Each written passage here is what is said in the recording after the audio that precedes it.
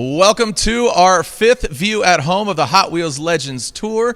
And this is hosted by SuperStreet and presented by Mobil 1. I'm Jared Dienda, and it's great to see you guys here once again. This is going to be awesome because at the end of this long journey, one vehicle will be immortalized. Look at this. We had Twin Mill here last week. That is the iconic vehicle in 1/64th diecast form. Behind us, we have Sam Du's Supra today because Sam Du, editor-in-chief of SuperStreet, will be joining us. So we'll get into that in just a little bit, kind of laying out the land. So tell your friends to join us right now. We are live. I am here in Los Angeles at Race Service, the automotive hub. Now, we want to thank our other sponsors, including Dickies, the world's leading performance workwear brand, known for engineering, durable, comfortable, and innovative workwear. Now, I'm not hosting it by myself. Joining me once again is my great friend, and again, she does some amazing things. She works on all the vehicles. She drifts them. She drives them. She makes some great YouTube content, and you know what? She's got, 3 jobs here to do tonight. Colette Davis, I also understand you have some special tricks up your sleeve for this Legend stop.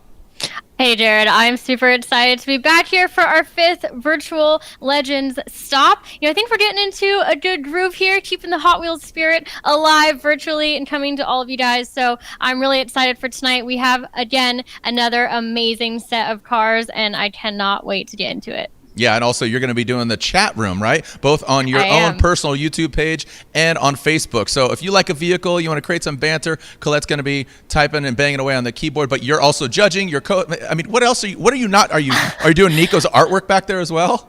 Maybe during the break I'll do some art. Exactly. No, but I'm excited to be wearing multiple hats this evening. Like Jared said, I'm going to be live streaming this right now from my YouTube channel and chatting with you guys throughout the entire show. So speak up. We want to know, what do you guys think? At the end of this, there's going to be a fan vote where you guys get to vote on your favorite car. So definitely stay engaged there. And I think what you guys will be most excited about is that I'm going to also be doing a giveaway multiple times throughout this show. So every Hot Wheels stop that we have, Hot Wheels drops a limited edition diecast, and they go fast, and I grabbed a few of them. I have this gasser right here, and you guys will have the chance to win this as a giveaway if you pay attention. I'm going to be doing a couple giveaways throughout the show, but that's just some more encouragement to stay active on social and let us know what you think. I like it.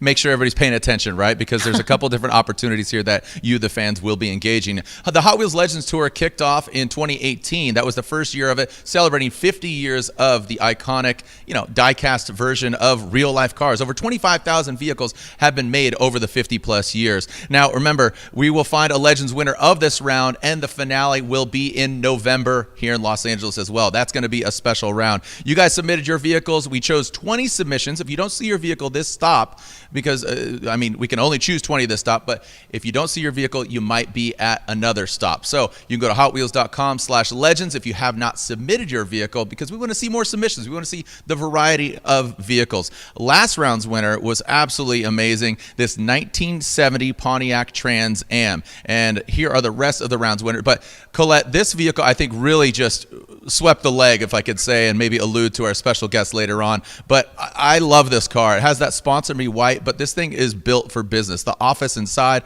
this thing fires on all cylinders. What did you make of the Scorpion? That was the previous round's winner. Oh, that was wild. That thing is literally out of a future that is ridiculous and wild. Maybe it has some Star Wars vibes coming on, but I love it, and it's wild. And he was a previous round winner, so he was coming back for another win.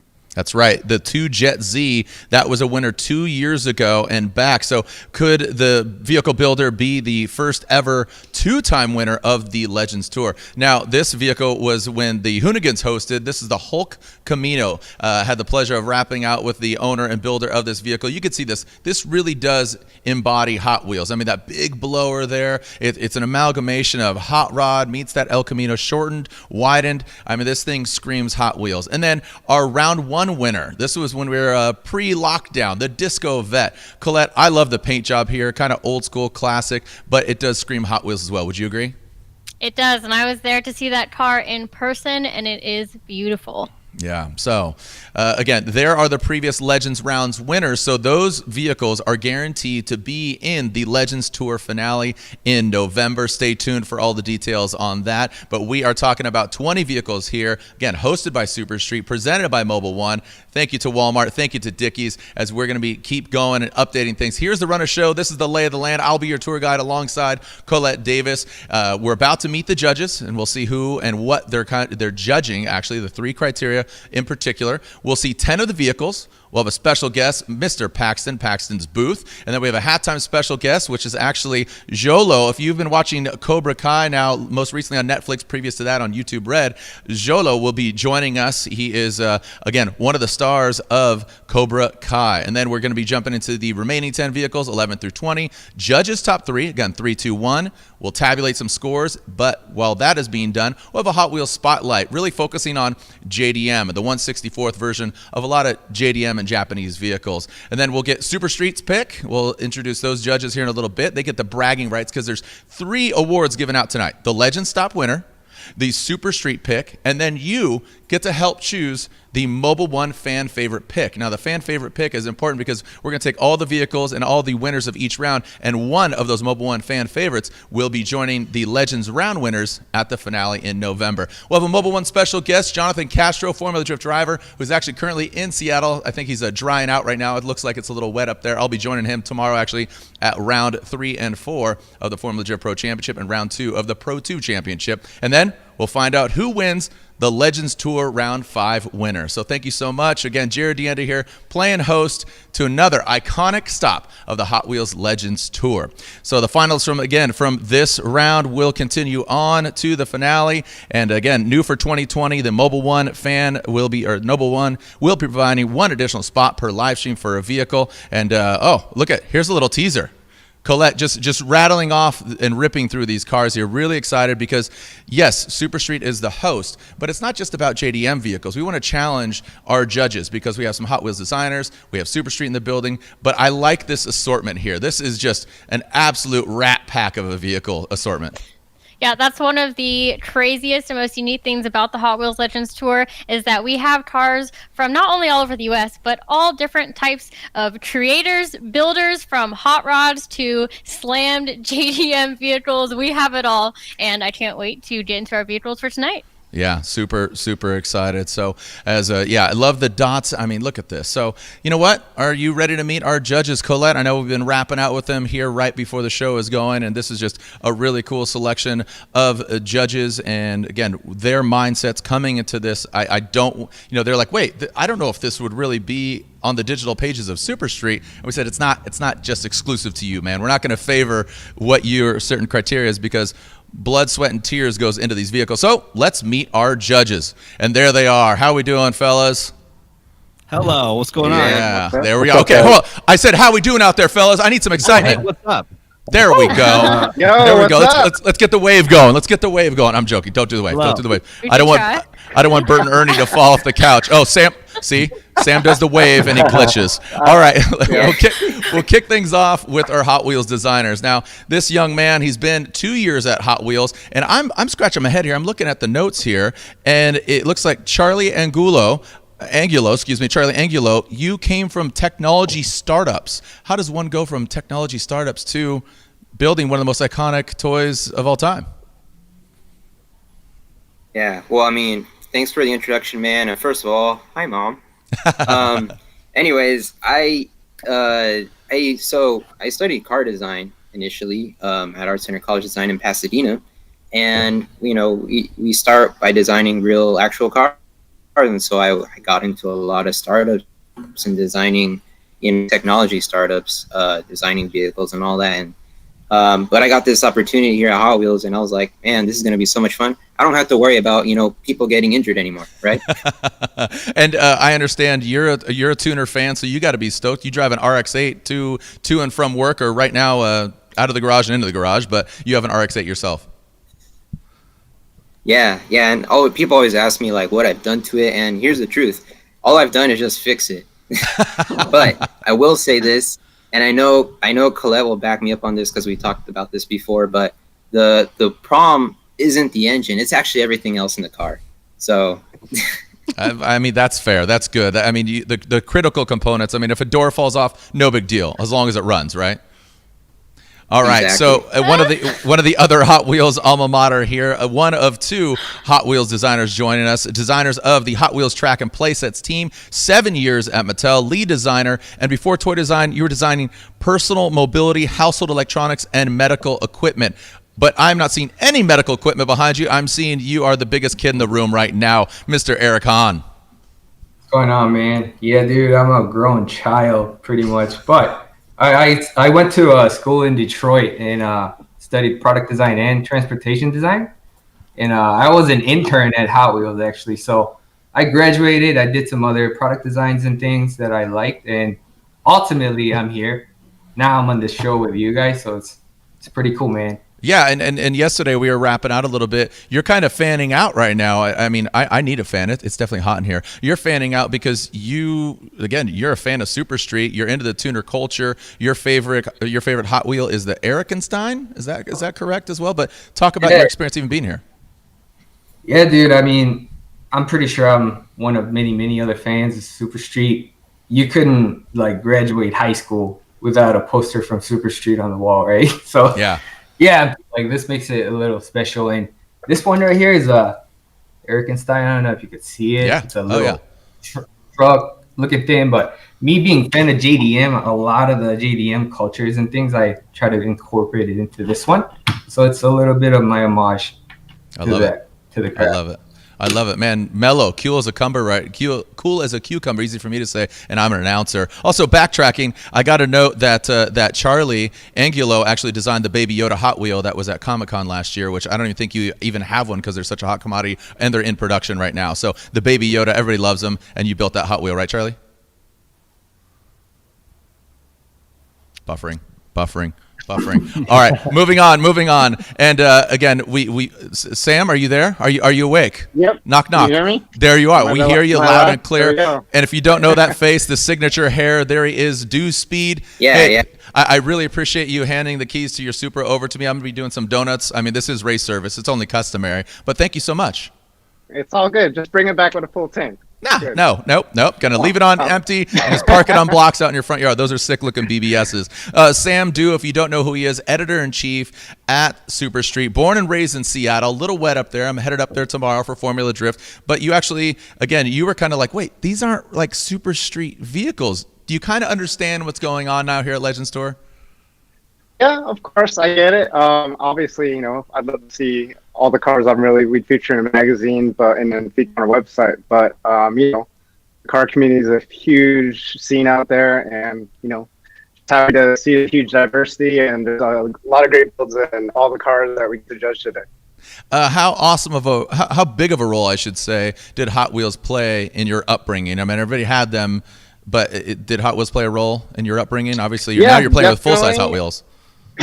Yeah, I mean, back when I was a kid, we didn't even have these kind of cool Hot Wheels that we get to do today. I remember playing with really generic looking Hot Wheels, but it did play a major role because if I wasn't playing with Hot Wheels, I wouldn't have pursued my dream, and I'd probably be sitting behind a desk somewhere working behind a computer instead. I'm building cool cars. I get to see cars, and it's much thanks to Hot Wheels. No, exactly. Contributing to everybody's life there. Glitching out, but again, I think we all have a little bit of grace here. We could definitely hear you, but visually you got a little 8-bit there. No big deal. All right, moving on to another representative on behalf of SuperStreet. Doesn't work at SuperStreet, but this gentleman, you might recognize him from all of his content creation, building. Look at, there he is, throwing up the double peace signs. What up, is guys? Up? Thank you for joining us, Dustin Williams. Dustin, you're maybe, I don't know, maybe the youngest, maybe Colette's younger than you, but your assortment of vehicles, are all those vehicles behind you yours? They are, yes. Ugh, dude. All right, I gotta go. I'm out of here. I'm doing it wrong. I'll bring you one. Oh, see, man, I'm just collecting these things like Hot Wheels. Go figure. So I always say that Hot Wheels are cheaper to crash, right, than real cars. If you could choose any vehicle of your collection, which vehicle would you have immortalized as a Hot Wheels legend?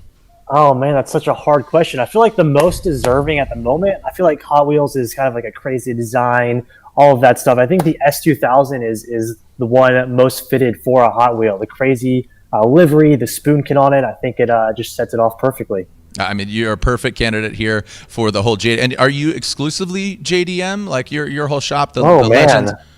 Yeah, I think pretty much everything. Yeah. There you go. I mean, I'm seeing Subaru, Datsun. You got a R35 back there. What's up on the lift? Is that the S2000? R32. We're doing a single turbo build on it. Sick. All right. So I hope you told all your fans that you're going to be here, and we're going to pick your brain. Are you nervous about judging these vehicles? I mean, you have a lot of power here. I mean, I kind of am. I mean, I'm a fan of a lot of things, so I'm very excited to see what we get down into today. Yeah, right on. Well, thank you for joining us, Dustin. And last but definitely not least, the man with the best voice and the best audio equipment, because he is on the radio all the time, the Woody Show radio personality, and he is here in the building joining us once again. And he is simply known by one word, and it is menace. You don't look like a menace, though. How did you get that nickname? I got to ask you. I used to make rap songs about one of my coworkers that I didn't like, and I used a Tupac lyric. So you're about to feel the wrath of a menace. That's awesome. It stuck for like 20 years. That's great. And so, but you still, and how did you get that Instagram handle? That's actually, I mean, you got to think there are a lot of @menaces, and you own that one. Yeah. Well, I'm originally from San Francisco, so I'm a early adopter to like every single platform out there. So @menace on Instagram and @menace on Twitter. So I looked at your feed yesterday. I did not see your adorable dogs on there, but I did see one Lamborghini. Is that your favorite vehicle? That is my favorite vehicle, and I think I fell in love with Lamborghinis thanks to Hot Wheels. I think it would be the 1986 Speed Fleet, the white one that came out, and then ever since then I've loved Lamborghinis. Man, that is very specific, Menace. And again, and no pressure here. And I'm really excited to have you here and get your insight. And what radio station are you on exactly? Well, I'm on 30 across the country. Oh, wow. So I'm actually looking. I'm looking at the Facebook chat right now, and a lot of people in Philadelphia, New Mexico, Phoenix, Los Angeles. We all broadcast. The Woody Show broadcasts in all those areas. So yeah. The main Awesome. one, though, the hub is Alt 98.7 in Los Angeles. Yeah, no, awesome. Thank you so much. Awesome, Menace. So thanks for joining us here. And last but not least, we already wrapped out with her. Again, look at her. She's looking at the screen right now. She's chatting it up, again, on her YouTube as well as Hot Wheels Facebook. Colette, we are here once again. You are doing triple duty, quadruple duty. I don't know if you're building a car back there, but I know we got a little preview of these vehicles earlier. Do you have one already in your mind or no? I have my top 3 maybe, but I'm gonna let myself go through them again with an open mind. But we have some wild rides, so I'm excited to get into it. And I think some will shock people. I know a few this evening have definitely shocked me. Yeah, I was impressed. Again, just does it embody things? And we'll get to the criteria in a moment. But awesome, thank you for joining me once again here, Colette, and we're gonna have some fun. So, want to thank of course, it wouldn't be the Hot Wheels Legends Tour without our incredible friends Walmart, our partners since the beginning of this Legends Tour. During this live stream, you have a chance to take home the special edition 2020 Hot Wheels Sunnigan. This is it right here. Okay, see this? This is designed by the legendary Larry Wood. So if you're a Hot Wheels collector, you know the name Larry Wood, the Sunnigan here. Now, how do you acquire this? Well, you know what? Just have some fun. Grab some gear, grab a Dickies shirt, grab some Mobil 1 oil, put it in your basket, and you're going to get the Sunnigan. So just go ahead. Go on down, walmart.com/Hot Wheels. Scroll down. You have to put some things in your basket in order to get the Volkswagen Sunnigan. Again, Mobil 1 extended oil. Put a Dickies men or long sleeve flex shirt. You got Legends commemorative t-shirts. You got a bunch of stuff on that website. Put it in your basket, and that's how you'll receive the Larry Wood designed Hot Wheels Sunnigan. Again, walmart.com/Hot Wheels. So do that now. We know if you've watched any before, you know that how hot a commodity they are. Colette, she teased to it earlier, and you want to make sure that you follow Hot Wheels on social media. All right, let's get into the criteria. I'm going to lean to our Hot Wheels judges to break down the criteria. There are 3 in particular: authenticity, creativity, and garage spirit. Those are the 3, and break it down further. Authenticity, we'll start with that one. Does it look like a Hot Wheel? Eric, going to you. What does that criteria mean to you as a Hot Wheel designer working in-house? I think a couple things to consider is, does it vibe with Hot Wheels? I know there are a lot of cool and hot cars out there, but ultimately it needs to look cool in a 64 scale, and unfortunately some of those crazy details get lost. So does it vibe? And I think another thing is reason for this build. Like everybody has a goal, and everybody's trying to get to a different spot. But is it at a right spot? Is it like cool? Yeah. I'm sure you know what. Yeah, no, totally. And does it really embody a Hot Wheel? Like, I mean, you guys as designers, I like what you said about that scaling it down. Does it still have that, bam, that X factor? All right, moving on to our next criteria, creativity, because with over 25,000 unique vehicles, you need it to stand out in real life form, like Sam Super right here. And, does that even have the ability? Sam, has this been immortalized? Have you been asked? Is this going to be a Hot Wheel? Do you know? I mean, I would love to. Okay. I mean, do you know anybody? Oh man, I'm fresh out, dude. I can't pull any more favors, dude. I'm sorry. All joking aside, going back to you, Charlie, we're talking about creativity, 25,000 vehicles overall. So again, what does this mean for you, Charlie? Well, I mean, for creativity, I always look at something that I've just never seen in my life, something that makes me take that, very important that I want to see some solution to their design, like, their car, or using maybe some engine from a plane. I've seen that before. So I just want to see some creative solutions that the creators use to really let their creativity flow, I like it. No, I get it. Glitching up there a little bit, but caught some of those buzzwords, creating that flow, making it stand out, melding of an engine, something different, something unique, creating that, for lack of a better term, that Frankenstein of a vehicle. Last but not least, Garage Spirit. Colette, I'm going to go to you on this one because I want to hear what people think here. Garage Spirit, we've seen a few different rounds. You've been physically at the Legends Tour. Garage Spirit, built, not bought. Exactly. I mean, I think we just want to know that it wasn't someone that just bought this car off Craigslist. They didn't just go to the dealer and get it how it is. We want to see your personality, your vision infused with this build. And having blood, sweat, and tears under the paint definitely doesn't hurt. We want to know that you're involved with the entire process and that you're passionate about what you have built. Just like my 3-rotor RX-7, my blood is definitely underneath that paint in multiple different places. Definitely got a few bruised knuckles from it. So we just want to know that you're invested and that the build means a lot and has been on an amazing journey with the builder. Awesome. Well said. Well said. So there are the criteria. We talked about it. Creativity. And I like the Garage Spirit. I think that really just separates. That's the X factor overall. So are you guys ready to see the vehicles? Yes. Yeah. Yep. Let's do it. I do concur. Let's go ahead. Let's see our first 10 vehicles. We kick off with number 1, Menace. You're laughing. You're chuckling. Do you laugh at this hot rod right here? So let me walk you through it really quick here. This 91 Mazda Miata. The car was built from a stripped chassis. It was built by a Ford 330 stroker small block with a beefed up T5 transmission, Ford 7.5-inch limited slip differential, TIG welded roll cage, Mark 1 GT40 replica taillights, and this actually was featured in SuperStreet back in 2016. Sam, do you remember this vehicle being featured? I do. How could you not forget it? It's it kind of just breaks all the stereotypes, has so many different influences. It doesn't even look like a Miata anymore, which is pretty wild, but it looks really badass. Yeah, it screams so many different styles here. Eric, going to you from a Hot Wheels designer perspective, can this be scaled down? I mean, this you gotta break the mold when you literally make the tooling for this particular Hot Wheel if it was created. Yeah, I think so. I mean, this year I'm looking at it as we speak, like in your mentality. We have the technology now to be more precise than ever. So I think this has a lot of great details that I personally like. And look at like that roll cage. It's got like a kink up there. Like this whole build is like, it's like his car selfishly, but it's awesome. And I'm assuming this is a big dude because the little kink is probably for his head. And I respect him for that.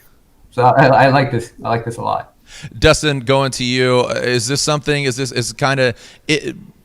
of your style? Because I feel like you have more of kind of a purist, more of a JDM style. This is a rat rod meets JDM meets all of it. Yeah, I mean it's got a lot. It's definitely something different. I've never had the opportunity to do something like this, but it definitely catches my eye. I mean, it's all business in the back and party in the front. So.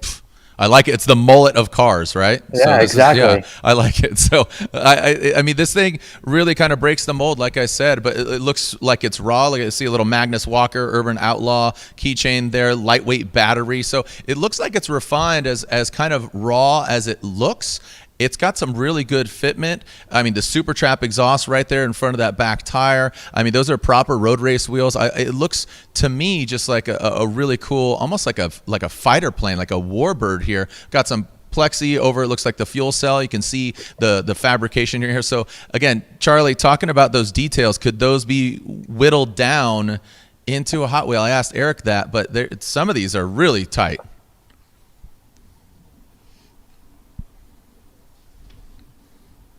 All right, I don't know if Charlie could hear me, so we'll move on. I don't know. Can I also Colette, jump please in there interject. and just say that all the fabrication was done from the ground up in his garage. I'm a big fan. I think it's wild. I think it's Hot Rod meets Super Hot Boy in the back, and it just makes me want to keep looking at it because I just haven't seen anything like it, and it makes me smile. So I'm a big fan of the Miata and was not expecting that. No, not at all. I really like it. Charlie? Yeah, so I did hear. Sorry, I just kind of glitched out for a second in my brain, not the actual computer. But I will say, like, just seeing this thing in the first, for the first moment, I was like, boom, this is what I was talking about in that creativity.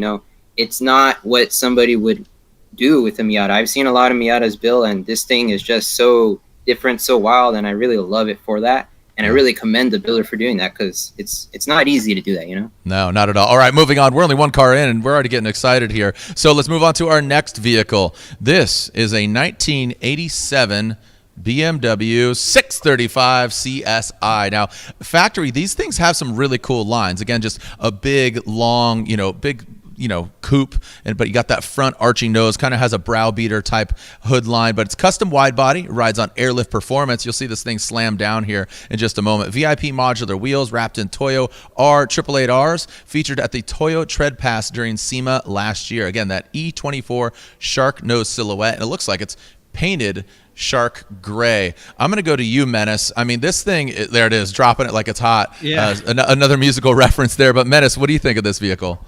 I'm definitely a huge fan of the color of the car.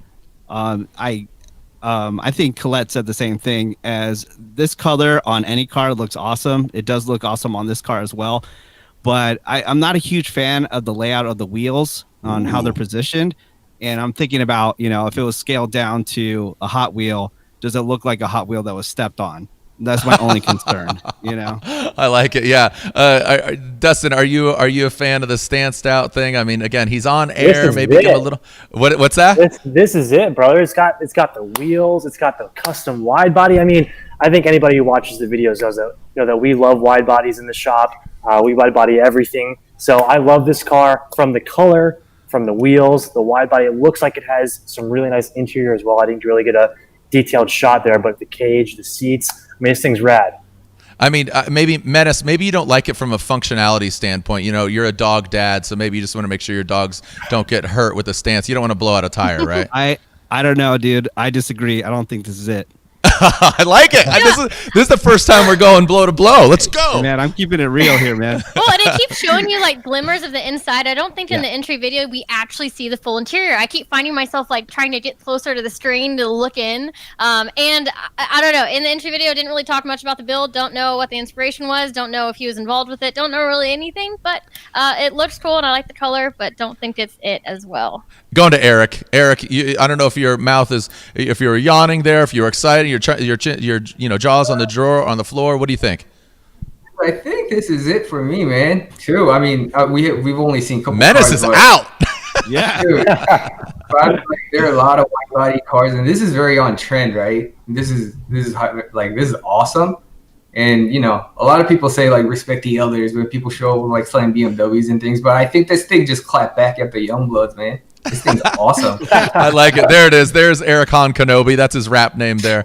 All right, so Eric dropping some knowledge there. He's liking it. He's in the house. Sorry, Menace. You kind of got outnumbered there. Hey, man.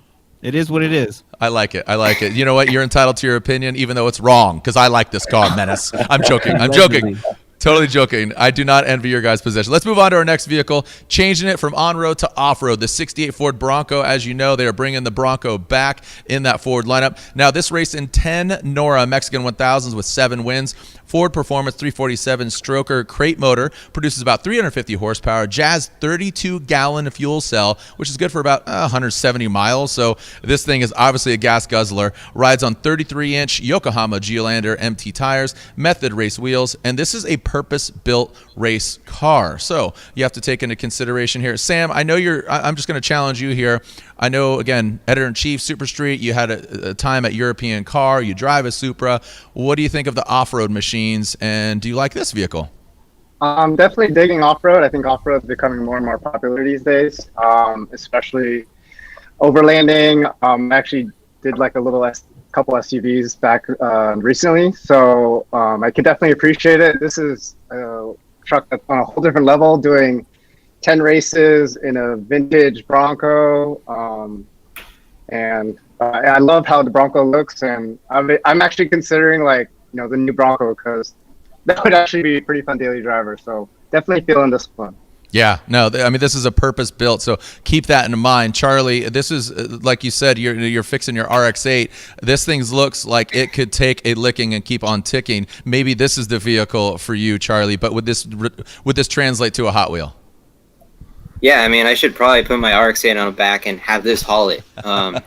But I mean, in general, it's really amazing in performance. I see there's a lot of work into it, but again, from a 64 scale, to me, I'm like, is it gonna be different enough from other Broncos that I've seen? That's the one question I have in my head. I don't know if people agree or disagree with me, but that's kind of like what's on the back of my head. But I mean, it's an awesome build. Yeah, exactly. Put Baby Yoda in it, done deal, right? I got a chuckle there, so I appreciate that. Again, working hard for my money over here. Let's move on to our next car. I think Sam's going to get excited about this one. This is always an iconic car. Look at that beautiful nose there. The 97 Toyota Supra Turbo. It is painted Ferrari red. I mean, those are the same BBSs, I believe, that you got here. Custom LED turn signals. They're close. All leather interior, including a hand-stitched roll cage. So I don't know if you heard that, Colette. Hand-stitched roll cage. Dope. I don't think you could wrap the cage in cloth in 164 sale. We'll get to that in a moment. Top secret hood and diffuser. Not that it's a secret, but the brand top secret. First ever Riddox body kit in the U.S. Riddox is an amazing company. JDM as they come. One of two special GT wings in the world. BBS Motorsport E88s with Toyo tires. HKS GT4 coilovers. Veil side, you see that right there. The titanium exhaust. Hand-formed metal engine bay. The list goes on. And this is strictly all JDM parts. Immaculate. Look at that. Oh, look at under the hood. Colette, going to you. You talked about your blood being in the paint. This is blood red. And look at that under there. It's beautiful. I think that's one of my favorite things about this build is that engine bay, the tucking, the tubbing is just ridiculous. It looks amazing. Overall, I mean, I think this is definitely like an OEM plus type build. I love all the little details of rare parts, but is that translatable when you're taking it to a diecast? I don't know, but huge shout out to the builder. There's so many amazing details in this one. Yeah. Sam, going back to you again, this is a absolute beautiful build. This is right off of the Tokyo Auto Salon floor. This should be put in a museum and for everyone to remember for years and years. A Supra, Mark IV Supra especially, is kind of one of the most iconic Japanese cars of all time. This one has a mix of JDM styling. I feel like it's got some very high quality hot rod pieces, like from the custom sheet metal engine bay, the stitch roll cage, and if I remember correctly, this one had like a full detailed undercarriage too. So this is definitely one of the best cars so far.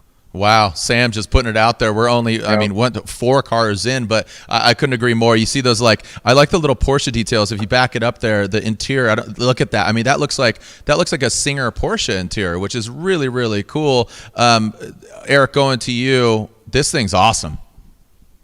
Dude, it's unfortunate we can't show this level of detail in the inside yet, but I mean, this thing, I agree. It's almost like museum concourse quality. It's as authentic as it gets. Yeah. Maybe if we cut the hood out and show the engine just clean like that, maybe that's pretty Hot Wheels, dude. Yeah, no, I mean, like you said, this is the function is the fashion here. I think that's what really stands out in my mind. And like you said, but real quick, Eric, you said we can't show the interior yet. Are you alluding to something there at Hot Wheels? Maybe not. Okay, all right, weird flex, but okay. All right, I'm with it. All right, remember, we'll move on to our next car, but I remind you to make sure that you follow Hot Wheels Official on IG because might get some drops here now, later, tomorrow. I don't know. So stay tuned. Be sure to follow. Turn on notifications because if you are a collector, which I know everybody watching here is, make sure you follow Hot Wheels Official on IG and turn notifications on. Let's continue on. Here we go. We saw that amazing Toyota Supra. Now let's move on to this 1978 Dodge D300. Sam, this is you all over. It says Sam Cat Hauler. That's all you, bro. Look, he glitched. He got nervous here and glitched out. This thing is, again, the Hellcat Hauler. So again, it being a Dodge, I have to assume, let's throw a Hellcat on a trailer and pull that thing to the racetrack. 1-ton dually, rear-wheel drive, of course, 707 horsepower, Hellcat motor, custom suspension, custom full leather interior, LED lights, custom wide, dually fenders, 20-inch wheels. This thing, I mean, it looks like liquid hot magma. The classic Hot Wheels silhouette with flames to back it up. Oh, look at the louvers on the back. Maybe that's a little JDM there. The louvers are coming back. They are definitely 80s. Dustin, I'm going to go to you because I think you could pull your S2000 with this thing and get even faster to the track and get your S2000 off and just send it. You know, I respect it, but I'm not feeling it. You know, I respect that he built it in the garage. I can definitely see this with the Hot Wheels styling, but I don't know. There's not enough, I don't think. I mean, the wrap is a lot and it kind of overpowers the rest of the car, in my opinion. I don't know. Maybe it's just me. Okay, Menace, I'm going to go to you, man. Again, you got shut down on the BMW, and what do you think of this? Definitely a cool truck, but it would probably be outside of a demolition derby, you know, like promoting a beef jerky company because of the wrap. Yeah. I like it, but yeah, that's pretty much my not opinion. Not your steez, man. I feel so bad. I'm going to the vehicles that you don't like. So, yeah, I'm so, a tough critic, man. Yeah, you are. You guys are really dropping the hammers here, Eric. I think the biggest thing here is under the hood. I think that's the really shining position on this truck. What do you think, Eric?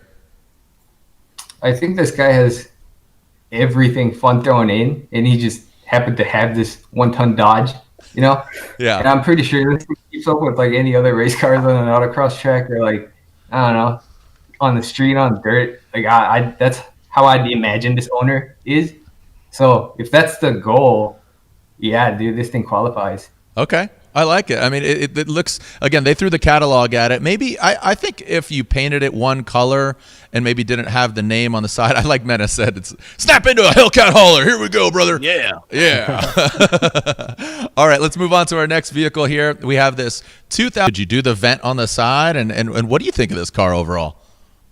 I mean, yeah, we definitely could. But in my mind, I know the builder said that initially he was going to use that vent for a purpose, but then he actually changed it. So since it's not working right now, I kind of wish he didn't have the vent. I was about to say that. He said he used it at one point for the radiator when it was mounted on the side and then wanted to put a passenger seat in, so now it does nothing. But I don't know. Yeah, so I kind of wish, like, if, I don't know. I mean, it's overall like a super cool build, and man, I bet driving this thing is insane. But yeah, you know, it's I don't know.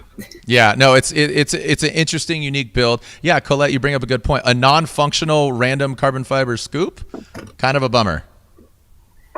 Yeah, a little bit, but I do think in terms of translating it to Hot Wheels, would you be able to do something like the hood opening up like that? For me, I think the engine bay and that contraption is one of the cooler things about the build. I think it's wild, and I'd never seen anything like that before. Yeah. Well, yeah.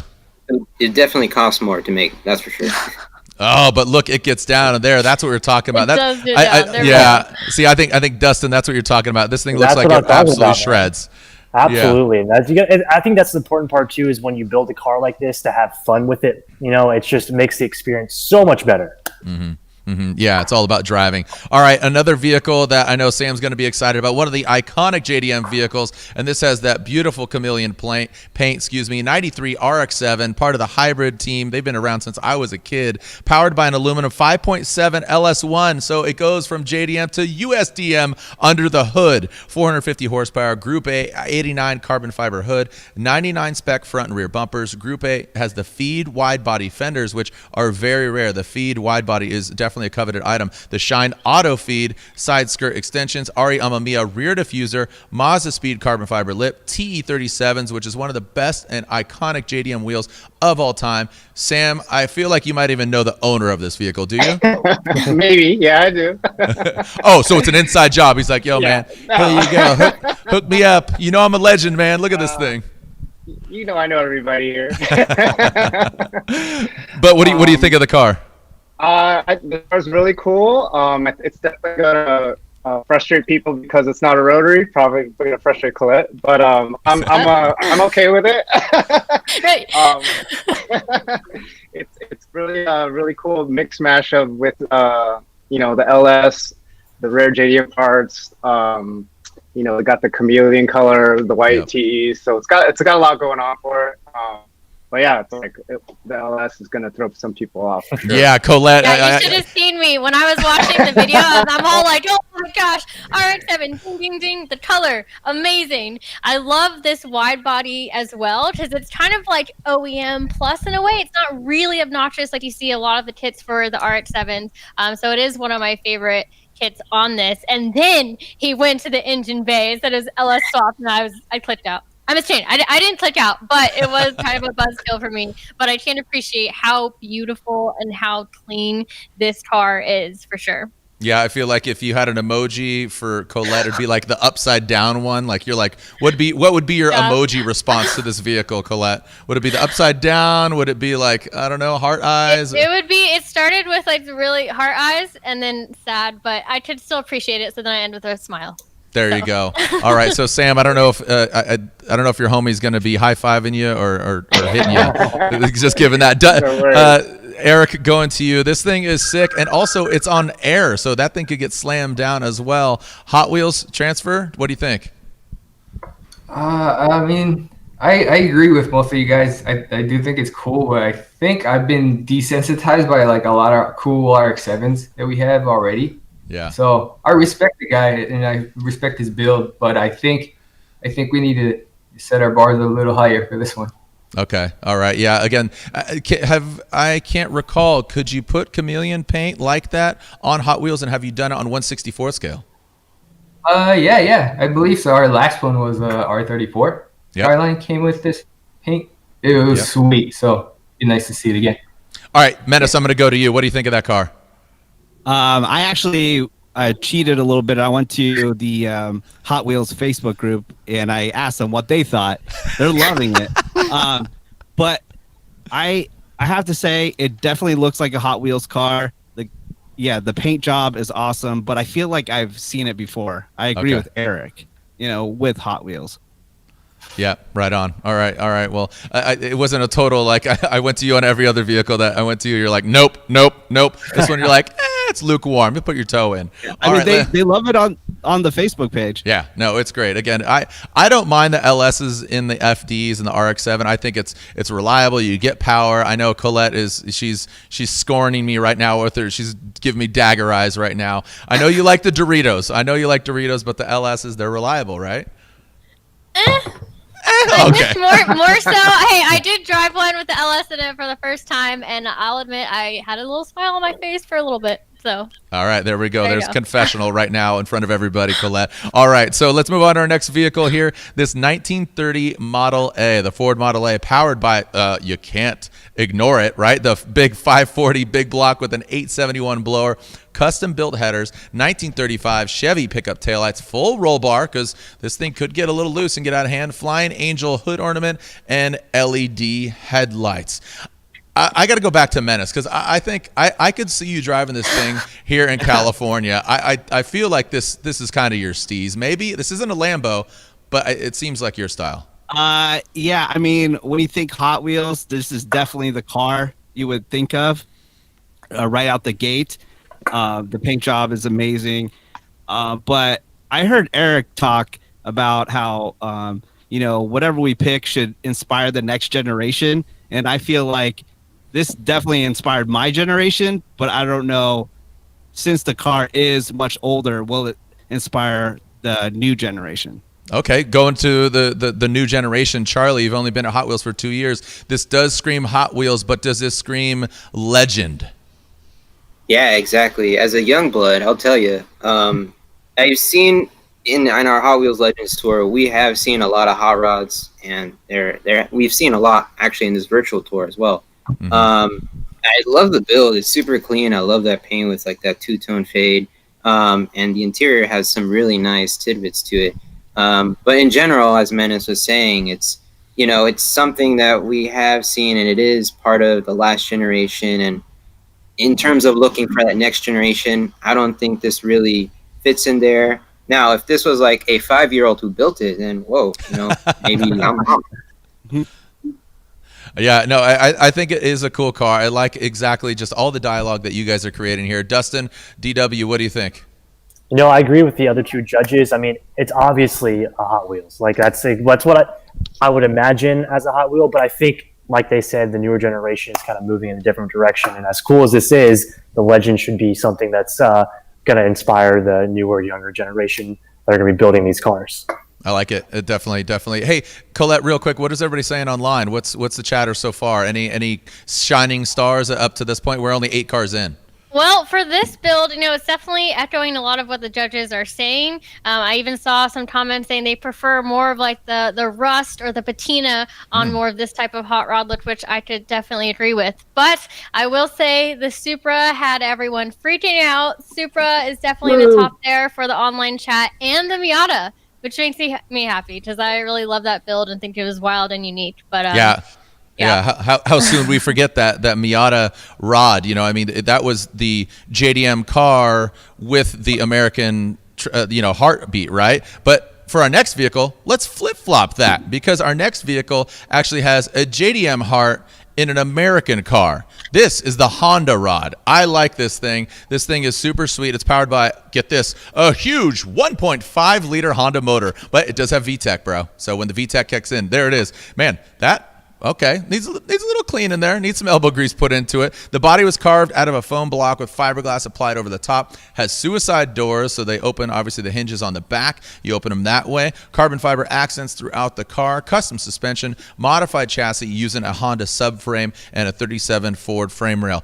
I think this looks like a chameleon. I think it's just really fun. It looks like a classic hot rod, but when you pop the hood, I think that's the big element of surprise. Sam, going to you. SuperStreet worthy, maybe a fan favorite pick. Is this a legend? What do you think? This is a very cool oddball. I mean, I love engine swaps and big surprises. Looking at this thing, I would have never imagined it was a Honda engine inside. It would have been super cool if there was maybe some other Honda elements or JDM elements elsewhere, but I don't know. This is pretty neat. Yeah, Dustin, going to you. I know you talked about your S2000 emphatically. Maybe put that S2K engine in here and then turn it up, because we have seen that swap quite a bit. I think Ricky has one over there in Florida. But what do you think of the Honda rod? Yeah, I was going to say exactly what Sam said as well. I mean, it's so rad that it has the Honda engine in it, JDM heart with kind of like a hot rod body. But I also think that it's exterior-wise, there's not enough going on here. I can't tell that it's maybe JDM inspired or anything. It's just your regular hot rod, but then when you go inside, that's where like the really cool heart is, and kind of cool backstory maybe on why he put a Honda engine in the car.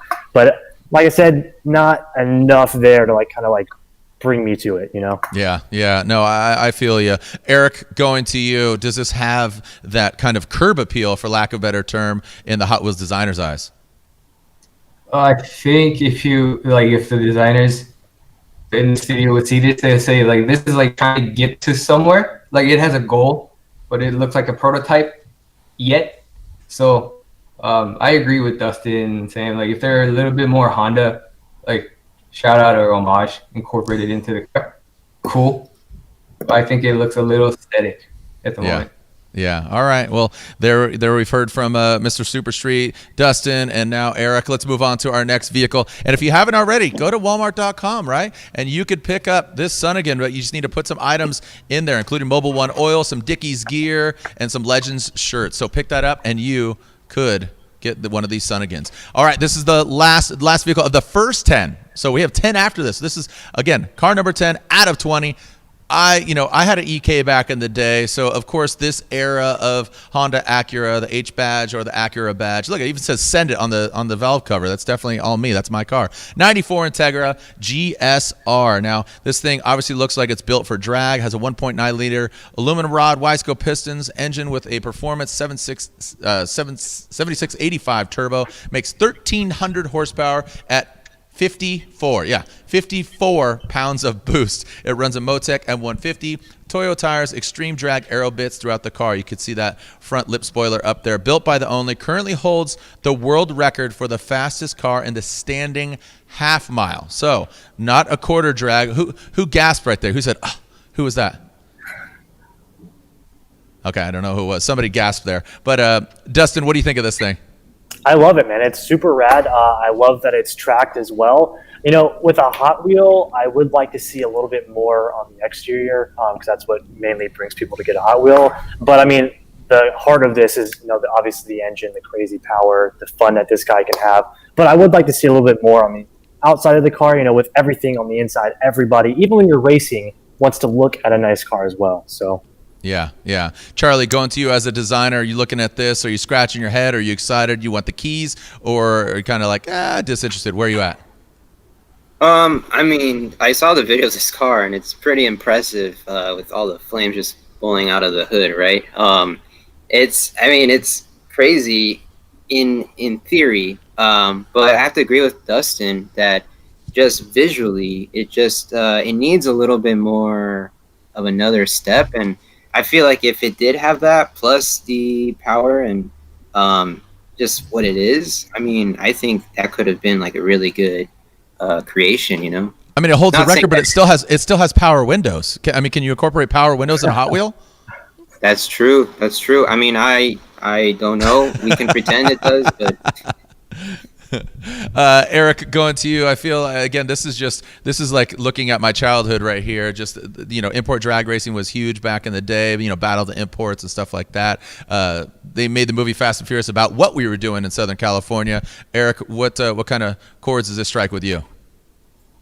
Dude, I like this car a lot, and I've been in other Integras, and I honestly, like, before I got in, I was like, but then I know how scary and awesome these cars are. It's just like, it's unfortunate we can't show how fast it is in a 64 scale standing still on the peg. So this thing is a riot, but let's see. I don't know. I haven't made up my mind yet.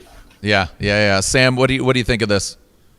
The story is the big one here. If you think about it, this is still using the 4-cylinder. It's making 1,300 horsepower, and it's walking on GTRs and Lamborghinis on a half mile. Being able to tell that story is going to be tough to do in a Hot Wheel, and it looks like a purpose-built standing mile car. So I can't say I love the exterior, but what it's been able to achieve is really, really impressive. So the big question is, Eric, can you make it the fastest half mile in 1/64 scale and just rip it down one of those tracks that's right behind you? Come through the studio, man. Let's send it. There we go. See, that's my man right there. All right, we've seen 10 cars, and Colette, it looks like, again, we were teasing about the gasser, and go ahead. The stage is yours. Yeah, well, it does still look like online from our top 10 that we just went through, it looks like it's Miata versus a Supra, which, again, I'm really excited that Miata is hanging in, but so far online, those seem to be the fan favorites. And I've been telling everyone this entire time to pay attention because we have a giveaway coming up, and that is happening right now. So the giveaway is going to be taking place on the Hot Wheels Facebook page live stream. So if you're not watching that there, head over to Hot Wheels Facebook page and let us know what city you guys are watching from. and someone will be randomly picked by a third party, and they are going to win this limited edition gasser that for every stop of the virtual tour, Hot Wheels does these limited edition drops. I have this gasser right here. I had to grab a few before we went live because these sell out usually immediately. I think, Jared, we might already be sold out of this one. So this giveaway is your chance to get your hands on this limited edition gasser. And let's see, we have some people submitting their cities right now. Again, all you have to do to win this giveaway is let us know where you guys are watching from right now on the Hot Wheels Facebook live stream. Let's see, I'm looking at a lot of them right now. And it's not being chosen by me. It's a third party that's going to be choosing someone randomly to win this. Let's see. No pressure, Colette. No pressure. Hey, Todd from Biloxi, Mississippi. We got old Craig there from Portland, Oregon. We got Sam Dew coming all the way from down the street here in Los Angeles. You can't, Sam. Stop, dude. You can't win the gasser, bro. Come Stop. on. I tried. He's tried because these go fast, really. Almost before mid-show, Jared. Every time they're usually sold out. So yeah, and BTW, Colette, that was my gasser, and you stole it from me. You're across the race service spot. And I was like, where? Oh. And now I'm giving it away. I'm giving it away, Jared. I'm cool. Sorry, but okay. I just got a Post-it note. Let's see. I think I can read this. Brad Honeycolt from North Carolina. You just won this limited edition gasser. So congrats. And if you didn't win this time, still stay with us on social. Make sure you're paying attention because I'm going to be doing another giveaway later on in the show. But again, Brad from North Carolina just won. So they will be reaching out to you, getting your info so we can send you your gasser. Boom. Awesome. Congrats again. Congratulations there. Remember, you could pick up the Sun again. We're going to walmart.com/legends, and you could acquire this by buying some Mobil and oil, pick up a Dickie shirt, pick up a Legend shirt, and you can win that Larry Wood design Sun again. Here is a run of the show. In just a little bit, we will have our great friend and a friend of Hot Wheels, Mr. Paxton Booth, in Paxton's booth. We'll also have a halftime special guest here. We have Jolo from Cobra Kai, which is currently available on Netflix. He is going to be joining us. He is a true car guy. We'll talk about his experience on that iconic TV show now, being part of this iconic brand. So many icons going on here. And then we'll get back into the vehicles, rounding out the final 10, and then we'll get the judges' top 3. Hot Wheels Design Spotlight. That's all about talking about JDM Hot Wheels, because I got some sweet ones right here. The Hachiroku. I mean, the Boulevard right here, right? And we got some other ones. I'm not gonna just fully disclose right now. So, SuperStreet pick. That's where Mr. Dustin Williams and Sam Dew will be picking their bragging rights. Who those guys think has the coolest car among these 20. Then the Mobil One special guest. We'll find out who the Mobil One fan pick is. So hopefully you're paying attention because you're going to be utilizing that IG going on there into stories, and you get to pick one of 2 vehicles. And then finally, who is the winner here at El Cinco, the Legend Tour Round 5 winner? Who's going to come out on top? Do you think we already have a winner? Is it the Miata, the Honda Rod? Which one is it? So without further ado, again, if you got a great build, we want to make sure that you submit them and go to, again, hotwheels.com/legends. And this is hosted and presented by Mobil One. Thank you to the SuperStreet fellas for joining us here as we continue this thing going. Also, let's talk about this right here. This is the Roadkill Rotson. Now, what is this? This is an actual vehicle built by the Motor Trend show Roadkill. You could see this thing. This thing is, I mean, we talk about patina. This is as patinaed as they come. Now, this vehicle is available to own, not in full life-size form, but actually you could subscribe. All the, SuperStreet is part of the Motor Trend family. Go to motortrendondemand.com/Hot Wheels. Subscribe to Motor Trend, getting all the Motor Trend online content, and you could receive, and you will receive, I should say, better yet, this Rotson. So it's all about super rare limited edition drops. So this is how you're going to acquire this Roadkill Motor Trend Rotson. So go to motortrendondemand.com/Hot Wheels, subscribe, and you will be receiving that 164th Rotson. There it is. Very cool. Eric, what do you think of this car as far as like a Hot Wheels execution from the real thing to the scaled down version? Dude, I want one. Save me one, dude. I think you're gonna keep that one. I have no idea what you're talking about. Yeah, no, it's I really like how cool it is, and just again in person, just seeing this, you could really see the patina. And we were talking about the engine details. This thing has some really cool engine details, Eric, and that looks exactly like the real vehicle. Yeah, man, we got so many more capabilities, and we're getting better as we're making them.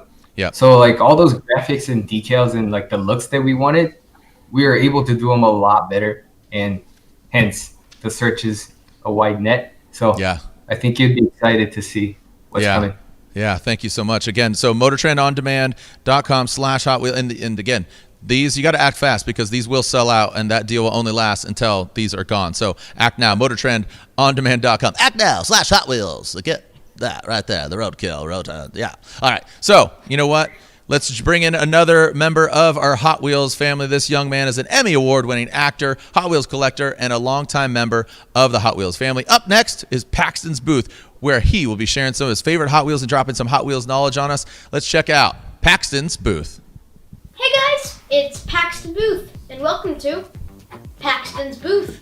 Today's Hot Wheels Legends tour stop is with SuperStreet, and they are all about import and domestic street cars. So, let's take a look at some rad street cars. We have been seeing lots of really unique cars at these Hot Wheels Legends tour stops, so I thought we'd dive into a little bit of history today and talk about some super unique Hot Wheels series. So, the series here is the High Raker series. Now, it ran from 1980 to 1983, and there were 6 cars total in the series, and we have a few of them here today. Now, we have the 63 Corvette split window, we have the Dodge D50, and we have the 3-window 34 Ford. Now, all of these were designed by Mr. Hot Wheels himself, Larry Wood, and their little unique thing was that they had this little plastic box around the rear axle, and what it was they had these little notches, and you could lift it up or down to change the stance of the car. You could do it stock like this, or you could do it all the way up.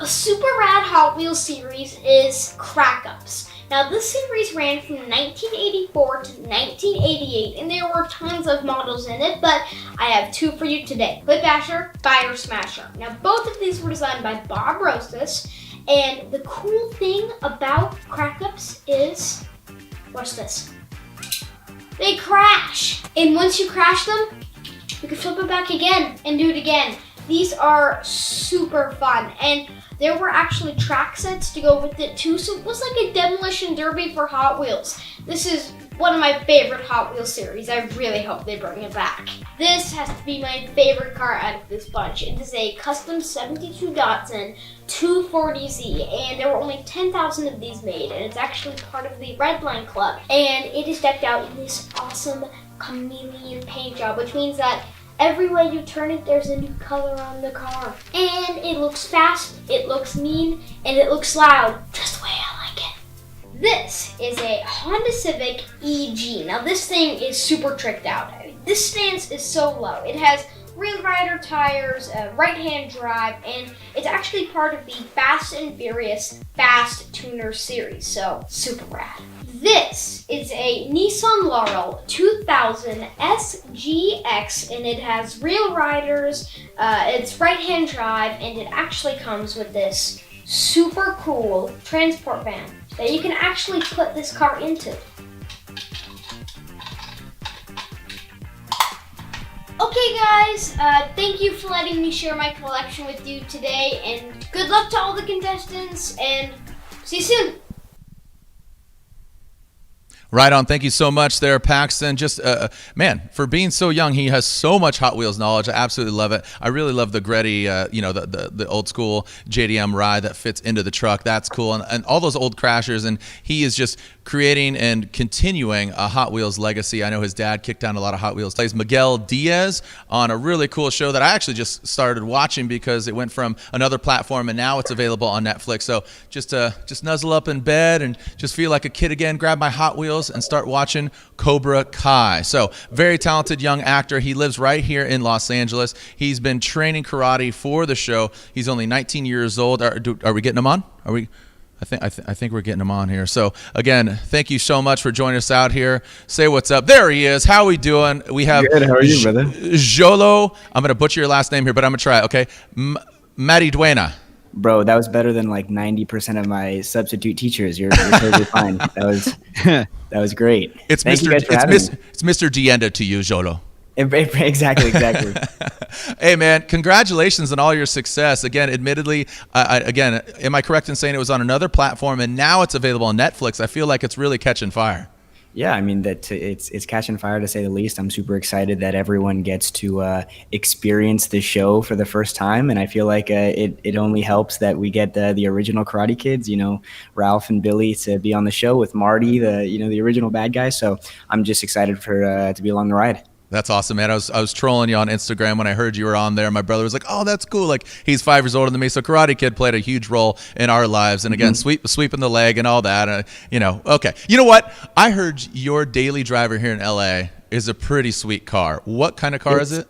It's pretty cool. It's my mom's first car, actually. Like the same exact one. It's a 1967 Camaro, and it had been in my uncle's house for the longest time. And then when we did the first season of our show, I got a little bit of money and I was like, "Hey, Uncle Mario," shout out to you, Uncle Mario. I was like, "Hey, you think we could get this car fixed up? I think my mom would really love it. It's like the one that she learned to drive in. It has her original bumper stickers on the back, like when she worked at the airport out there, and like all her concert stickers and stuff like that." So I was like, "Hey, you think we could fix it up?" And finally, like 2.5, I want to say, to almost 3 years later, it finally got fixed. So that's the daily driver right now. But it's the coolest thing. It's all black on the outside, gold interior on the inside. It's like exactly how my mom left it. So she was super excited to see it. That's sick, man. I mean, you continue in this, like, you're kind of like an old soul, man. You're a bit of a Renaissance man. You're in a show that's based on an old 80s show. You're driving a 67 Camaro. Next, you're going to say you're Benjamin Button. You're actually 90 years old. Exactly.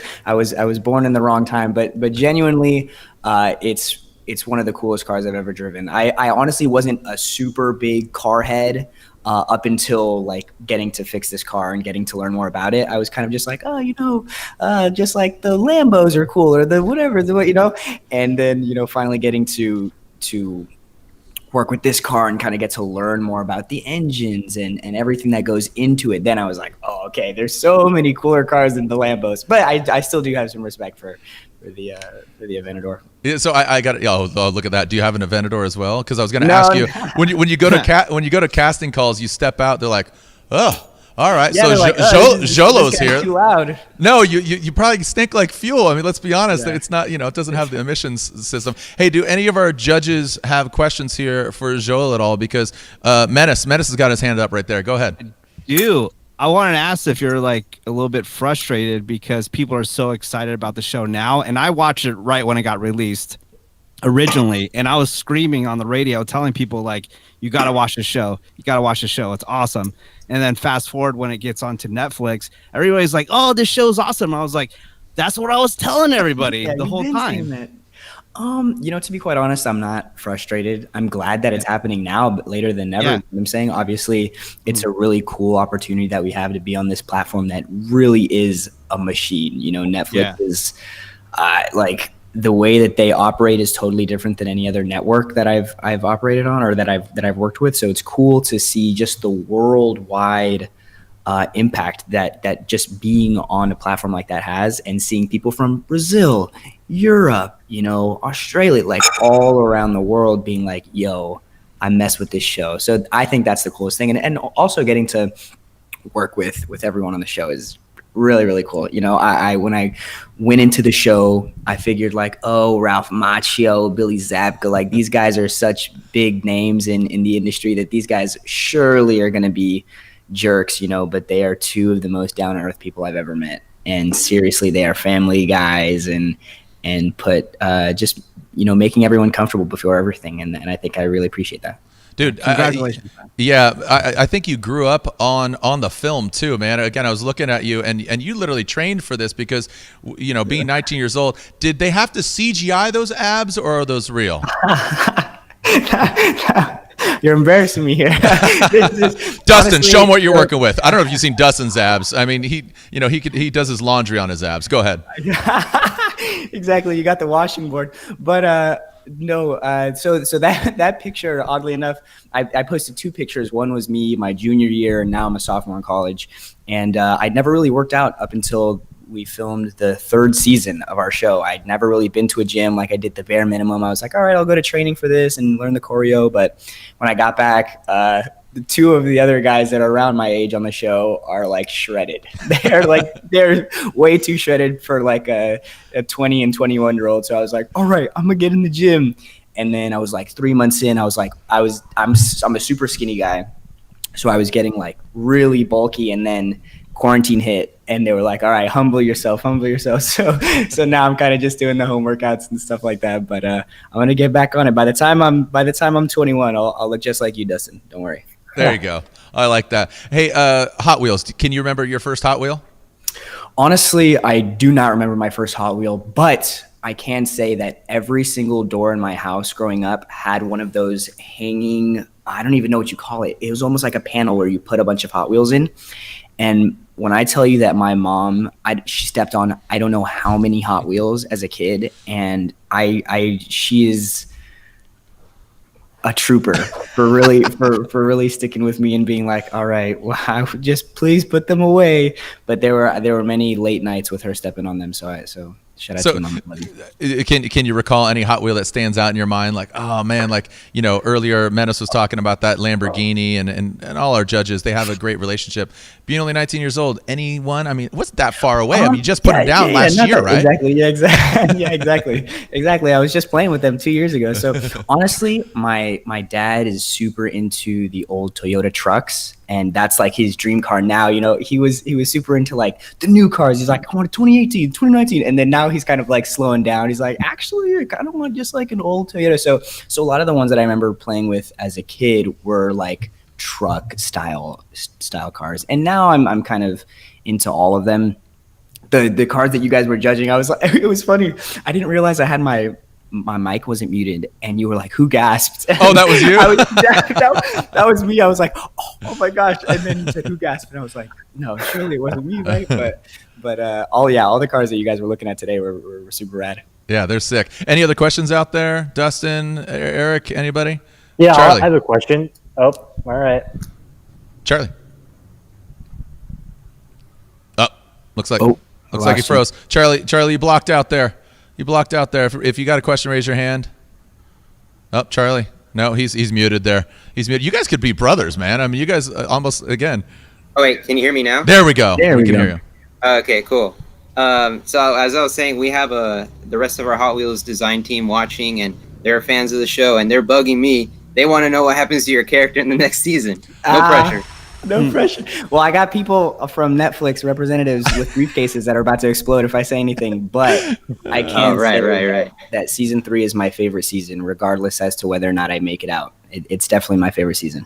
Oh, cool, yeah. Cool. That's all the answer they need. Dang, Charlie. Give him the throat chop. Oh, no, what happened to Jolo? He's out. Yeah, I was actually given instructions to not talk about season 3, so I'm not there you go. That was it. I got there. It is. See, I never said a specific season. All right, Charlie, trying to roll us out here. Oh, look at that. Oh, yep. You just got fired, Charlie. You're out. I'm joking. Jolo, did you drive? Were you able to drive Johnny's Cobra Kai car yet? No, man. But I will say, I was under the assumption that there were going to be stunt drivers for all of his scenes, because he like whips that Challenger around a bunch. And no, that guy is just like, we have there was one scene in particular that I remember where we were in a parking garage, and there's 2 beams to the left and the right of his car, and he's like, I'm gonna pull out of this parking space and drive off. And I was like, okay, whatever. I thought they were going to do it slow and then maybe speed it up or something like that. But that dude knows how to drive a car. I was scared because those cars, like when you hit the brakes, like it almost shakes like this and then goes forward. So I was like, oh man, this guy, he's wild. But I haven't gotten a chance to drive it yet. But hopefully, Ralph got his car from the original Karate Kid. So I'm hoping maybe, we get a couple more seasons and I could be on my baby driver, on my Ralph Macchio, like, hey, let me grab it. There you go. Place to run the jewels and whip around a Subaru, but yours would be a different kind of vibe, right? So if you were gonna design your own custom Hot Wheels, would you kind of pay homage to your dad and do that classic Toyota truck? But what would you design? Let's see. Right now, it'd have to be. I think the easy answer is the truck, but honestly, if I could, I think one of the coolest cars that I saw was the Mini Cooper that you guys looked at. Just how the hood was off, I think is something that, like, I definitely, regardless, I could have like the crappiest engine, and I'd want it to be like, I don't want the hood to be off because I'd be like, look how cool it is. So I think honestly, the model doesn't matter, but hood off for sure. Okay, I like it. Well, hey, thank you so much. Looking forward to, again, season 3, Cobra Kai on Netflix. Can't wait for you to, when everything opens back up, come down here to Race Service, grab a coffee, and I know you're a true car guy. And you actually just went to Speed Vegas, actually, too, before we wrap it up. You and your boys were out there tearing up at Speed Vegas. Dude, I was just there, last week, and one of the homies that works over there, Victor, he was like, dude, the trucks are the coolest thing out there. And I was like, oh, okay, but I want to try the Acura, the new, the Porsches out there. That's going to be so cool. And we did those. And he was like, all right, you ready for the trucks? And I was like, okay. And you fly in those things. When I was like, we have videos, I was like, what? You get air. And when all 4 tires land at the same time, it's like marshmallows. It's the coolest feeling ever. It seriously is my favorite thing over there. I love it. Awesome. Well, again, we'll see you at the track. We'll see you here at Race Service. We'll see you online, and we'll see you another time. Thank you again. Check out Jolo on season 3 of Cobra Kai. Coming out when? Do you know the date? You got me. That was No. All right, moving on. Thank you so much, Jolo. Thank you, man. So much, all right, peace out. All right, so there's our special guest. Speaking of special guests, thank you to Mobil 1. They're the world's leading synthetic motor oil brand, proven to protect engines for over 250,000 miles. That's 250,000 miles. As later on the show, you guys get a chance to vote on the head-to-head Mobil 1 fan favorite. And the winner of today's Mobil 1 fan favorite gets a year's supply of Mobil 1 oil. So stay tuned for more details on the show. So hopefully you're paying attention. We've only seen half of the 20 of the vehicles. If you're just tuning in, we have 10 more vehicles we're going to check out. And make sure to head to walmart.com/Hot Wheels to pick up yourself some Mobil 1 and grab that Hot Wheels. Where's it at? I got a bunch of Hot Wheels down here. We're going to talk about them again at the Designer Spotlight. You could win this. You know what? Throw some Mobil 1 in the basket. Throw a Dickies shirt. Get some Legends gear. And get this right here. Again, go to walmart.com/Hot Wheels. All right, let's move on to our final 10 vehicles. Woo! Everybody, jump around a little bit. Sam, wake up, buddy. Here we go. All right, there are our first 10 vehicles. Dustin, go ahead, do some crunches, do some burpees, do what you got to do. Colette's stretching it out. Menace, are you ready to hate on some cars or what, bro? Oh, come on. I want to be inspired. Okay, I like that. Inspired. That is a great answer, man. That's why you are on 35 stations across the country right now. Yeah. Well, the Woody Show. I'm just part of the Woody Show. It's a group effort. I like it. All right. So speaking of group effort, thank you guys for having this group effort. Let's jump on into our next 10 vehicles. Man, that's super really standing out, huh, Sam? I mean that Mark 4. I mean, all super are pretty cool. So yeah. Yeah. Dustin, any vehicle out of those top 10s? What's up? Say it again. Any of those vehicles stand out of those first 10? Yeah, absolutely. The Supra. I mean, even I'm connecting with my fans on the live stream on the channel right now. I mean, pretty much everybody's going off about the Supra, even the RX-7. I don't know. I think I'm a special kind of fan that really appreciates the like JDM, hard to find parts and stuff like that. So yeah, that's where that comes from. Awesome. All right, here we go. Let's jump into it. Our number 11 vehicle. This one is as unique as they come. There it is. Little Baja Bug action. 2001 Volkswagen Beetle TDI. So that's cool. It is a diesel. Built the bumper and skid plate from scratch, so you can see some mod there. You can see that rhino lining there, which adorns the fog lights as well. Custom built snorkel, so this thing could go into the water without sucking up that water. It's not amphibious like Aquaman. Built the roof rack from scratch. Lifted 5 inches to accommodate bigger wheels. Raptor liner, bed liner paint job. That's what we're talking about right there. Custom built stack and aluminum drag wing. Now, this is totally custom built. It looks like it could handle definitely some bumps. I mean, you can see the countryside that it's in. Colette, I feel like this is something that you would kind of create. This again, it might need to be fluorescent pink or high-vis yellow and some Sailor Moon graphics on it, but I think this is all you. You know what? I really, really liked this build. For me, it's super unique. I had to look at it like many, many times, like fully understand what was going on. I love that is purpose built. He plans to do some off-roading competitions with it. And for me, it looks fun. Like, I want to drive it. And in looking at this, it kind of is also a vehicle that a lot of people don't build. You don't usually see people trying to make these bugs cool. And this has this cool factor that this guy has made and created all these custom parts for it. It really reminds me of when Andretti Autosport was with Stop Speed and Tanner Faust in Rallycross, and they debuted the year with these bugs out of nowhere, and it became so cool to me, and every time I saw a bug on the street, I thought, Stop Speed or Tanner Faust. So I'm getting a lot of those vibes from this build right here. Yeah, I remember, again, calling the action there at Red Bull GRC, even when you were racing as well. And this thing, the Gambler 500, you could see, if you don't know what the Gambler 500 is, a really cool event where these cars are just built for going off-roading and kind of enduring a lot of different things. Eric, does this Beetle, are you considering this as a legend? What do you think? Yeah, totally, dude. I like this a lot. I mean, I agree with Colette, dude. I want to drive this thing right now. And like this could look like a Smurf. If you paint it yellow, it could be like a Pikachu. And then if you have it all black, it could be like a Darth Vader. But it's fun. And this guy's like all about it. And he did it himself. And he looks like he's, driving it around, like doing whatever he wants. And the Rhino liner on the paint, so cool. I've seen it, but it's pretty sweet, man. Yeah. The only thing I wish on the entry video is that when he was driving up that gravel driveway, come on, do a little, get some gravel out. That's the only thing for me that was missing in the video, but it looks fun. All right, let's move on to our next vehicle. All right, we talked about it. I was going to ask you, Dustin. I saw you shaking your head. You'll like this one. Boom, a Honda S2K. There you go. The Honda S2000 HKS Hypermax SP coilers. There's a lot of things here that are subtle, and we've seen S2000s. How is this owner going to flip it to be a legend? Carbon intake, titanium exhaust, the Advan Racing GT wheels, Toyota R888R tires, the Voltex Racing front bumper.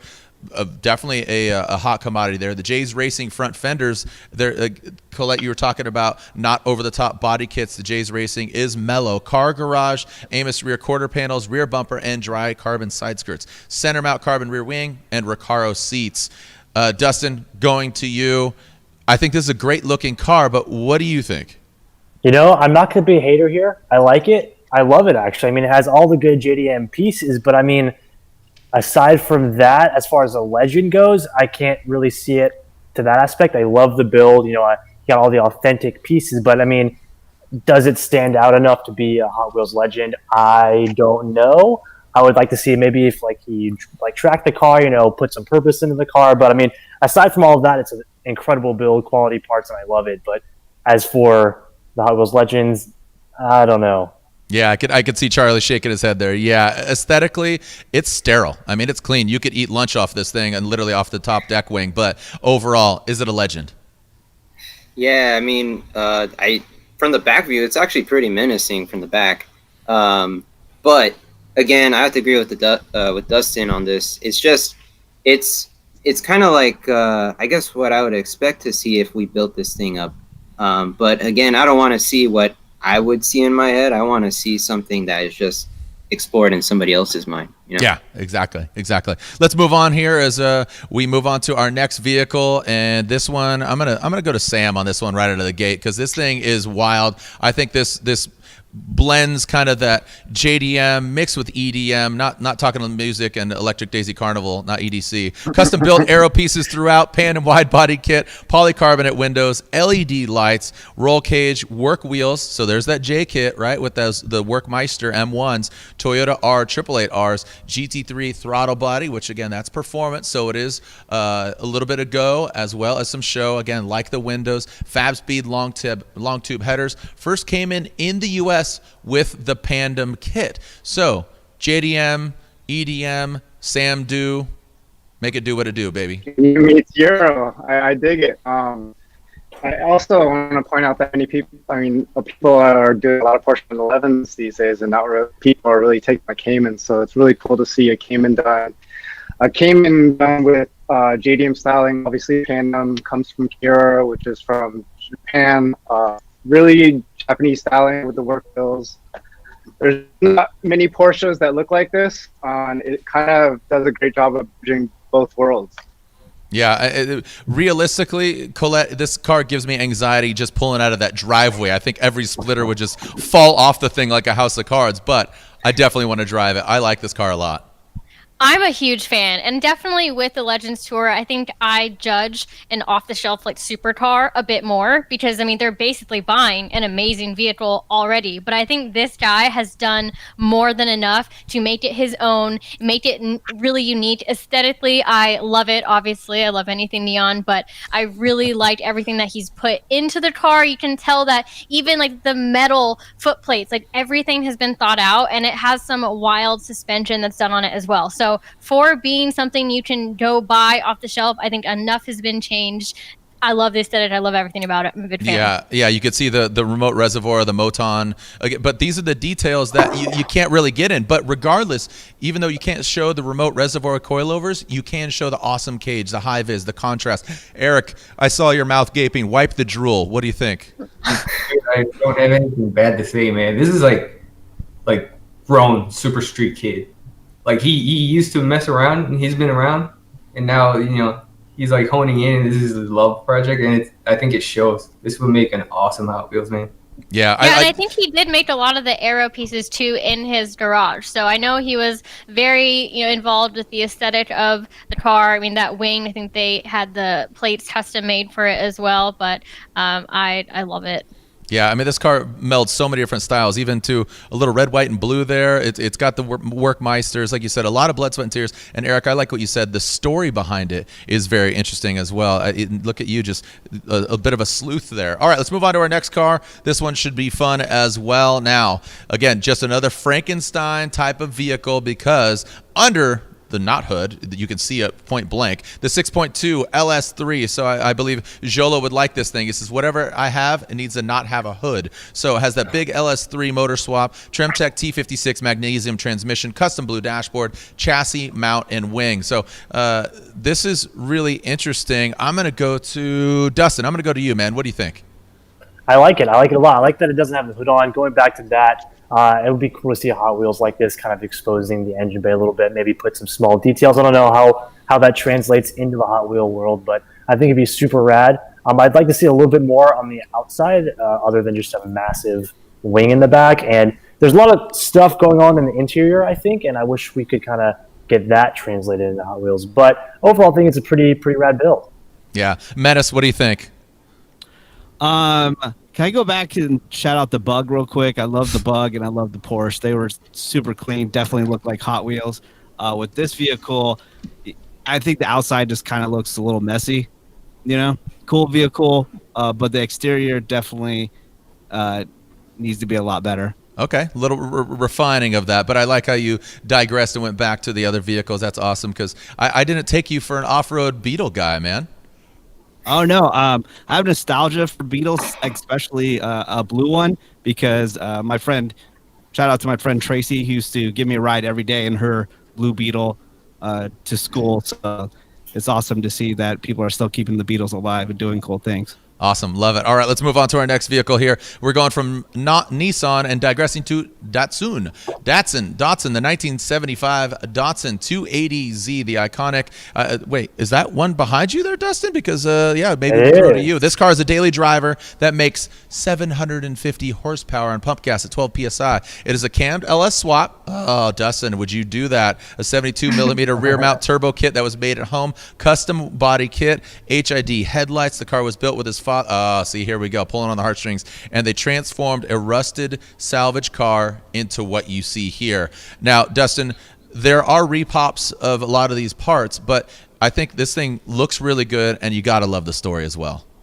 Yeah, absolutely. It hits home. I have one right behind me that I've built from a rusted piece of junk, and it's really cool to see somebody do the same thing, especially with an LS swap. I appreciate the LS swaps. I like them. My friend has a LS Swap BMW, and that thing's a ripper. So can definitely appreciate that. But as far as once again, the Hot Wheels Legends goes, it's not like it's very, very clean, super clean. Don't get me wrong, but I just don't feel like it's poppy and flashy enough. I feel like when you see a Hot Wheels, it's kind of all over the place, and this one is just very, very clean and simple, very nice. All right, going to the editor-in-chief of SuperStreet, the Datsuns. You see many different motor swaps. Larry Chen keeping it real with the Orange Bang. You got Chris Forsberg putting the RB in there. These guys going with the LS. What do you think aesthetically of a car? Is this a Hot Wheel? Is this maybe the SuperStreet pick? It's a maybe for me. There's actually a lot of LS in this competition, but yeah, right. This one definitely keeps it very old school styling. Very almost period correct, very subtle, wide body. Definitely love the story about how him and his father built it. I remember he started working on this car when he was 8 or 9 years old, and he's still working on it. It's really cool, but as a Hot Wheels, and it does look like a very classic Datsun, so I'm still on the fence on it. All right, the Wolf 280Z. We'll move on as we are spend a little bit more time on these vehicles, but you got to love it. Some vehicles deserve more. Some are like, all right, let's go. And here we go. We are moving on to a Subaru WRX. I used to have a WRX wagon. I love that thing, definitely. And this is inspired by the D1 Team Orange Supra, which is, just an iconic drift Supra. Makes 413 wheel horsepower, 416 foot-pounds of torque. Has the molded M Sport wide body kit from Japan, charge speed carbon front ducts, Voltex HKS custom rear diffuser, has the Ings 1500 millimeter rear GT wing, Oddvon GT premium wheels, and Brid seats. This thing looks like it was encapsulated in just a time capsule of the 05 WRX. Eric, going to you, you're talking about just, having SuperStreet, having posters on your wall. This thing is like of era 05 WRX. Totally, dude. I mean, this thing screams nostalgia, and I think and the WRX and Super STI community is just so large, and you see so many cool cars out there. That maybe that's why I'm having a hard time to see if this will make it a great Hot Wheels, because it'd be tough. There's so many cool ones out there.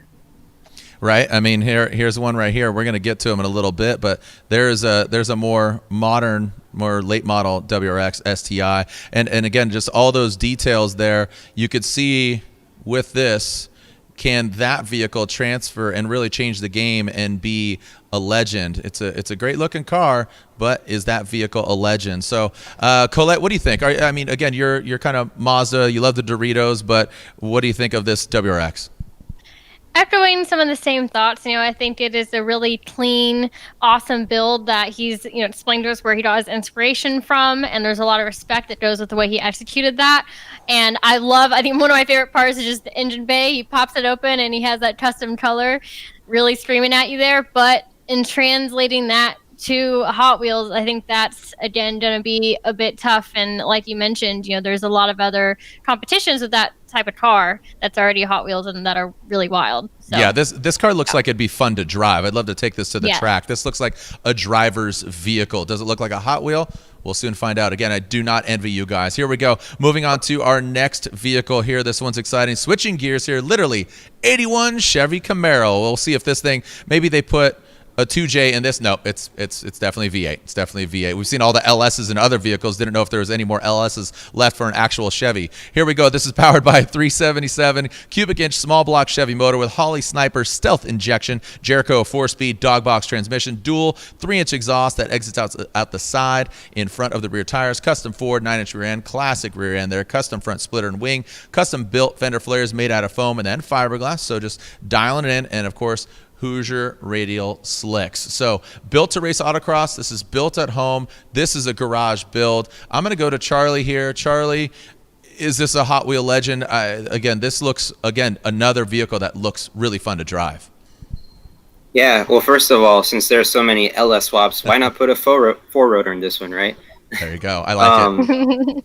This is like a super cool car. I mean, and especially the built at home, just the interior, how the roof is off. I don't know, like I want to drive this car, and I just want to go on a track, and I just want to have fun. Visually, it's very appealing and cool. I think this is a really awesome build.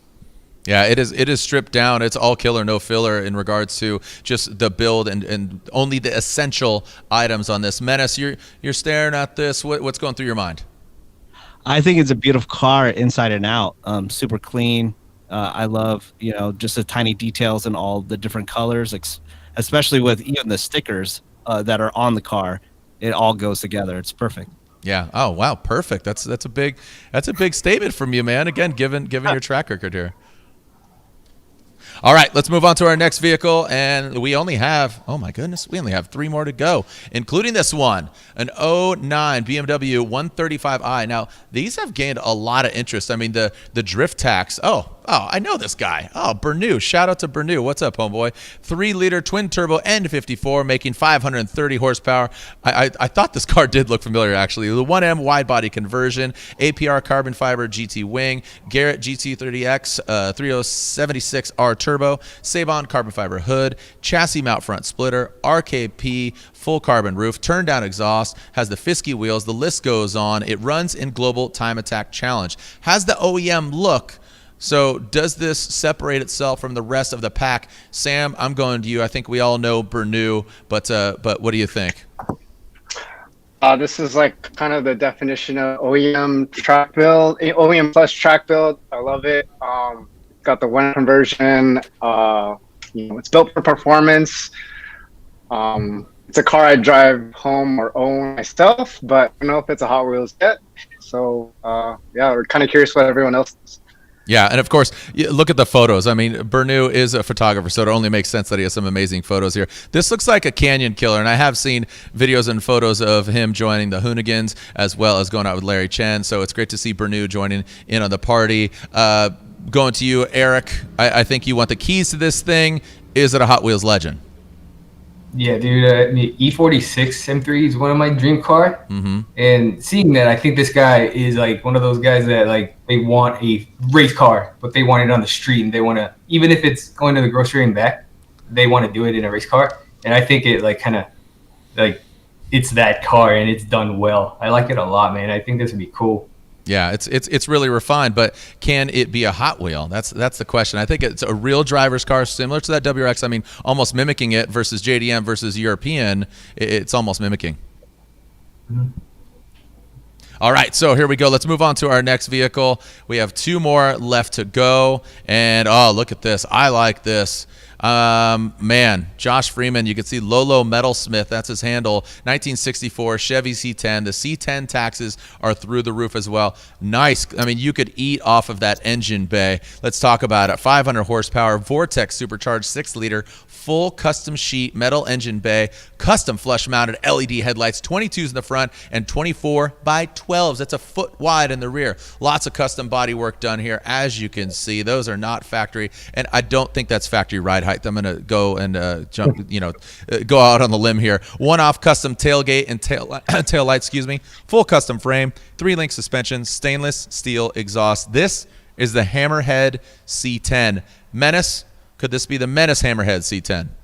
I absolutely love the truck. I think it's super, super clean. Like you said, you could eat off of it. The only thing, going back to what I said in the first half, is does this inspire the new generation? Definitely, this is a car that, when I was growing up, like, oh man, that's a truck that I want, but current day generation, do they want this truck? All right. I don't know. Let's ask a young man, Charlie. Charlie, does this inspire you? Do you like the fit and the finish and what he's got going on here? Yeah, I mean, I like how liquid this is, man. It's so silky, it's so milky. I just want to drink it up.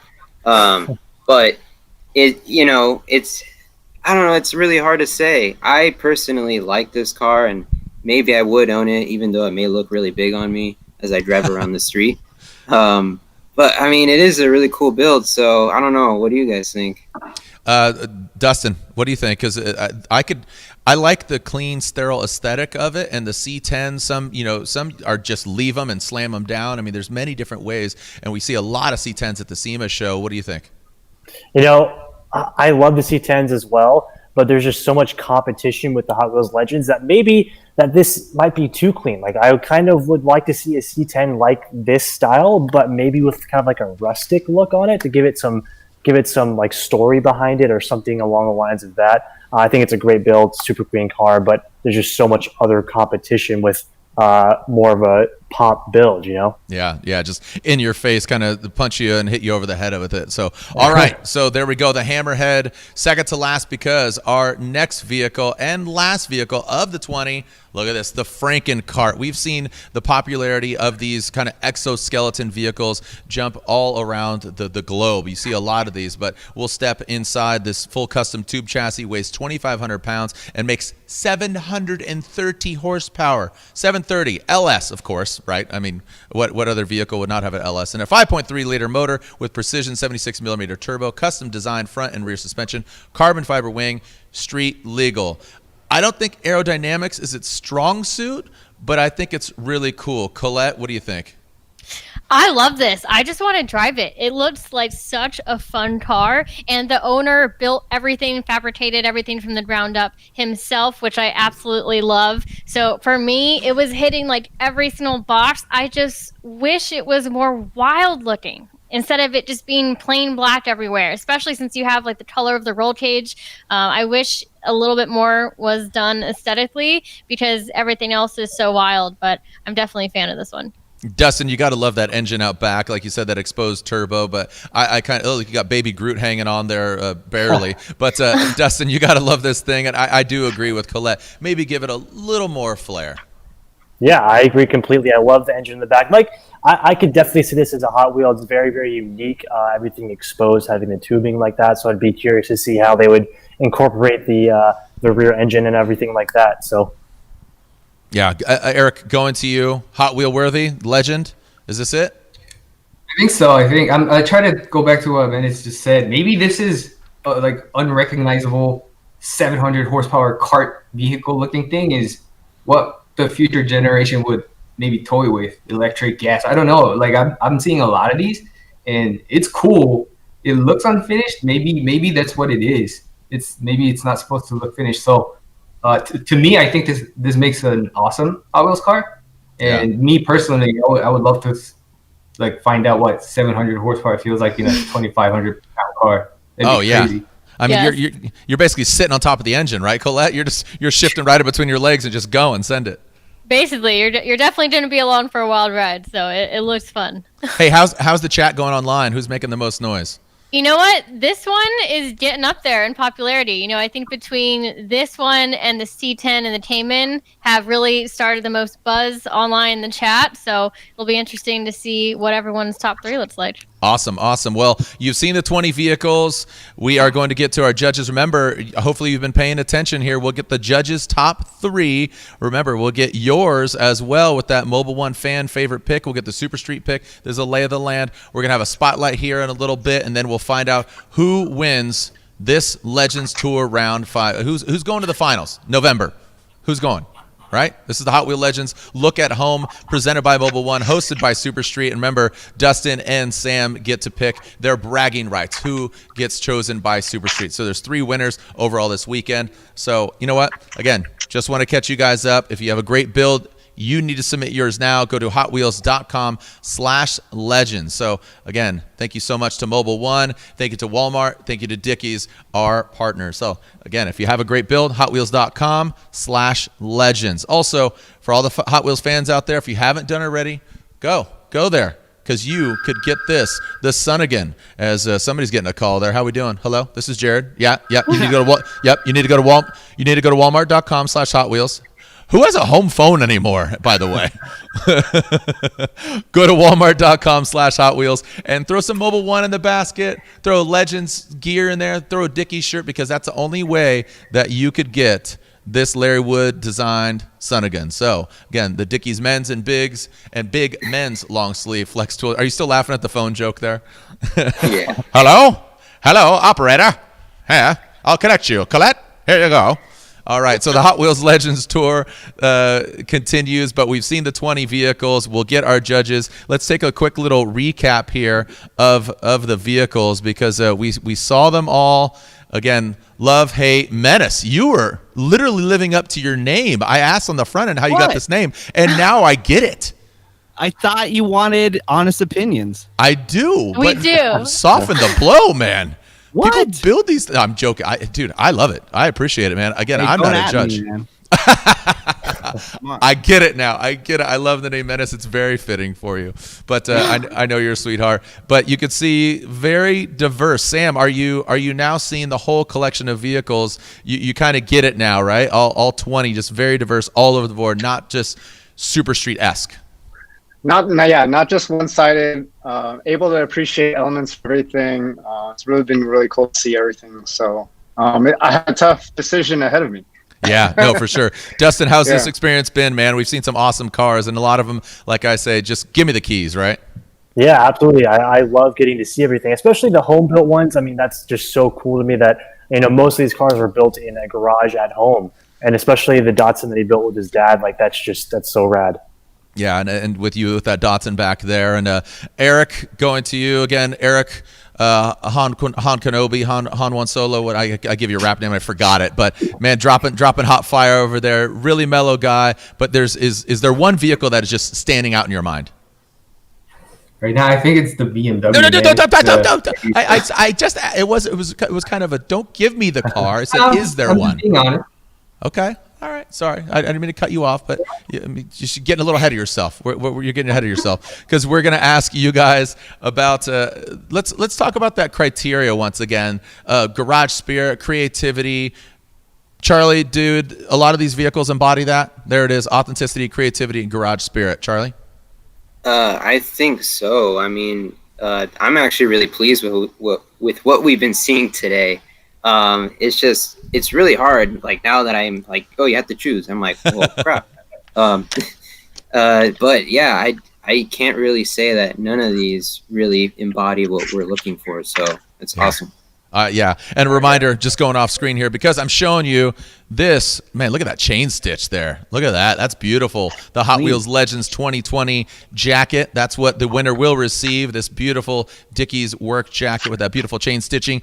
And as I slide on over here, this is the trophy, the iconic Diora 2. This is the trophy that the Legend Stop winner will receive. Each Legend Stop winner receives this trophy. Again, Hot Wheels Legends 2020 here, presented by Mobil 1, supported by, of course, Dickies and Walmart. So, I believe, are we ready to ask? Here we go. You ask and you shall receive. So, let's go ahead and let's go to Sam first. Sam, were those seagulls? Are those seagulls flying right now? So, Sam. Not me. Sam. All right, Birdman, here we go. Let's go to Sam Birdman Do. Sam, 3, 2, 1. Start with number 3, second, and your number 1 pick. Oh man, I'm like switching them right around right now. Number 3, I'll have to go with the Hot Rod Miata. Okay. I think at a creativity standpoint and thinking outside the box and still making it, look like, something so unique and real cool. I think that hits the mark. All right, and then number 2. Yeah, number 2, I gotta go with the Cayman. It's kind of the modern SuperStreet, cool Porsche with the Japanese styling, with the wide stance, big wing, really nice execution. Nice. Yeah. And I right. could see it. If I was a kid, I'd want to own a Porsche one day if I saw that. Awesome. And your number 1 pick. And the number 1 pick is the Supra. The Supra. Oh, God. Why did we even invite you? We knew what you were going to pick, Sam. Oh, come on. This is it. This is the one. Come on. No bias. This is done extremely well. The overall. Yeah, I feel like Enrique just slid you. He just Venmo'd you some money here. No. No, it is a great looking car. It's a great looking car. It has all the right JDM bits. Does it transfer overall? We're going to go through the rest of the judges, but Sam, thanks for showing up. We could have answered for you that we knew the Supra would get the win. All right, Birdman, thank you so much. Here we go. Dustin Williams. Dustin, what do you say? 3, 2, 1. Yeah, me and Sam talked about this a little bit, but I had to kind of change my answers up here. Number 3 is going to have to be the Hot Rod with the Honda engine. I just thought that was very creative. I did not ever expect that. Kind of throws a little bit of JDM along with the hot rod style. And, the hot rod has the Hot Wheels look. But I just wish there was a little bit more on the exterior. My number 2, I hate to do this, but I think I'm going to do it with the Supra. Supra is number 2. I love everything about the Supra, but I would like a little bit more on the exterior. Like, it's just too clean to be a Hot Wheels. Is that a thing? But I love everything about it. I just wish there was a little bit more on the exterior. And then number 1, I got to do the Porsche Cayman. I love the car. The exterior pops like I want it to pop. It has the nice livery, the contrasting colors as well, the custom vents and custom canards and stuff along the car. Overall, just really, in my opinion, translates well into like a kind of a JDM and Euro Hot Wheels. Yeah, and what's cool about it, it does have some off-the-shelf rare parts like the Pandem kit, exactly, but it has its own little fingerprint on it from the owner, right? It definitely 100%. Yeah, so I couldn't agree more. All right, moving on to our Hot Wheels designers. Eric Hahn, what do you say? 3, 2, 1. My third would be the Beetle. I think I liked the way he approached his car. He wasn't afraid to walk into an unknown. He just kind of did it, and he's having fun with it. So I like that a lot. My second pick would have to be the Mini, LS3 Mini. I've had 2 Minis, and I think this guy understood what actually would make it beyond go-kart and just insanity, and I think it showed. My first pick, I kind of thought about it for a while, and I hadn't changed my mind. It's the '87 BMW, and the reason is I think it's got presence. And it vibes. It's on trend, and even on 64th, that silhouette is so iconic from BMW. I think it'd be like a future classic that the next generation would appreciate too. Yeah, because with that wide body kit, that kind of speaks to a lot of the wide body kits. But so it has like a JDM feel to it, but it has the Euro refinement, and I've always loved that hood line where it kind of it's browbeating you, man. Like when you look at it, you kind of look away. You're scared of it, right? This thing's dope. I like that a lot. All right. Well, right on. Thank you so much, Eric. Here, moving on to Charlie. And the RX-8 gets the win. The RX-8 is the Hot Wheels legend of Charlie. Congratulations. It can't make it down the road because the doors are falling off. But you know what? Like Jolo said, no hood, no doors. That's how we're topping it now. Charlie, going to you. 3, 2, 1. Well, I'm going to use that winning money to build it now. So there's no money. You just get a Hot Wheel. Yeah.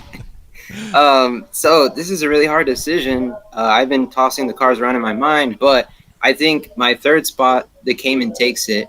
I just love the build of it. I love the way it looks. I love its presence. And I like how there's a mix between manufactured parts and parts that he's created himself. For my second pick, the Miata is going to take that one. Look at you guys. It's really cool. It's really neat.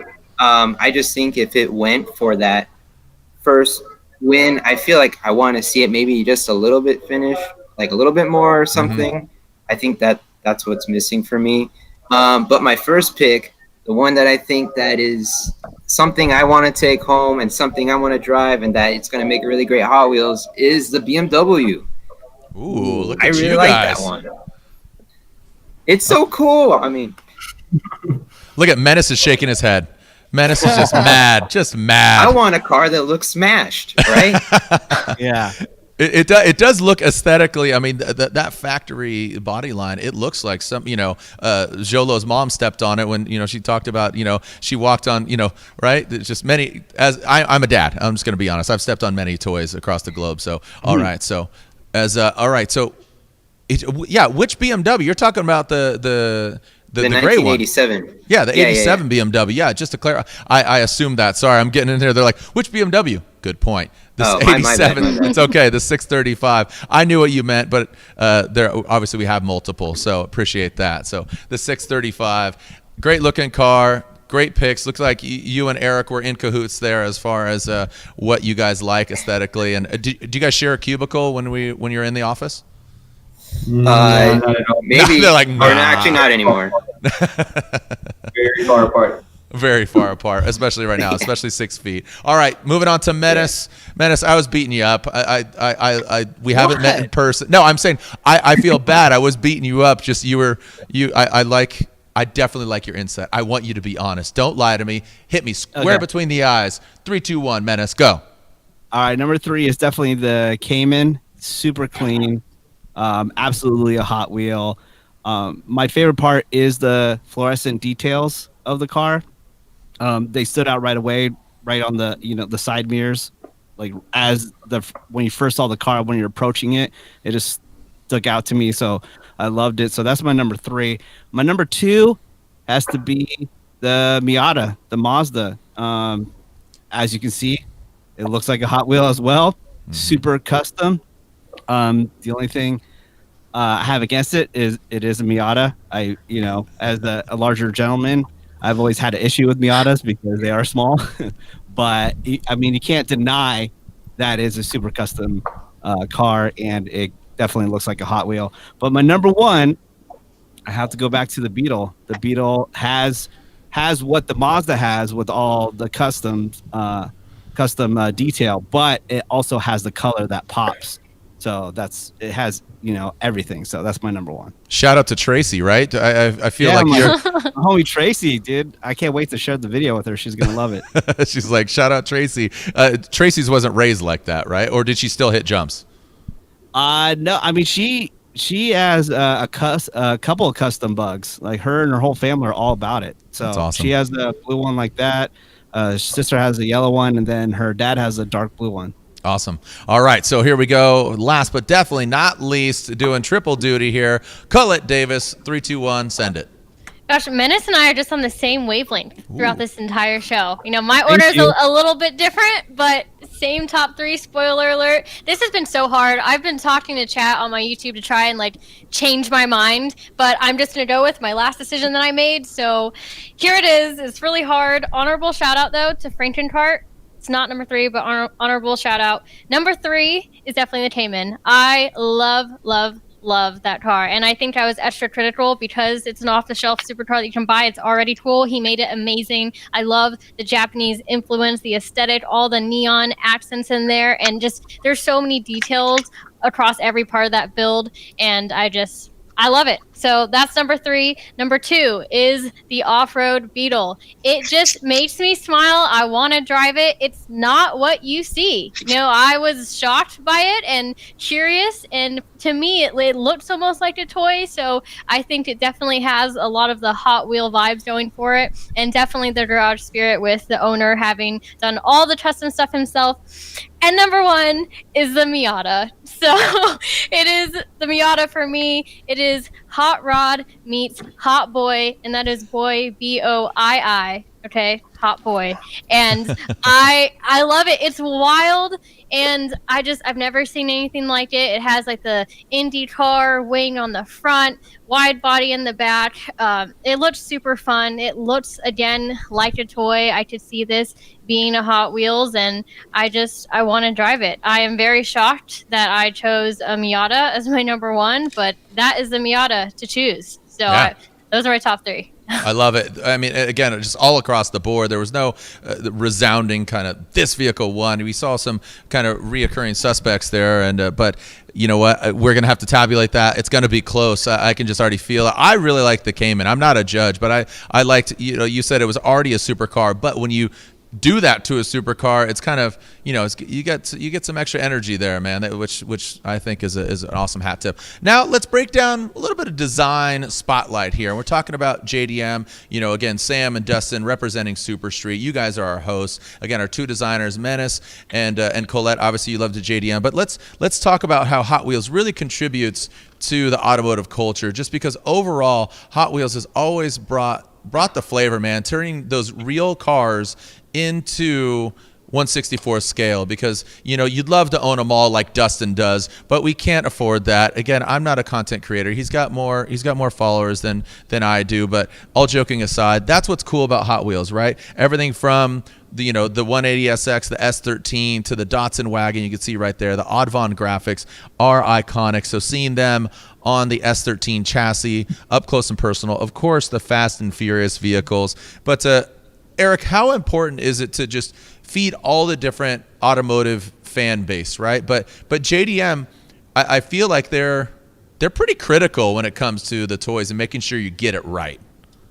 Very. I mean, it's a huge popular crowd, and they see things that a lot of people don't, and that's because it's out of their passion and enthusiasm.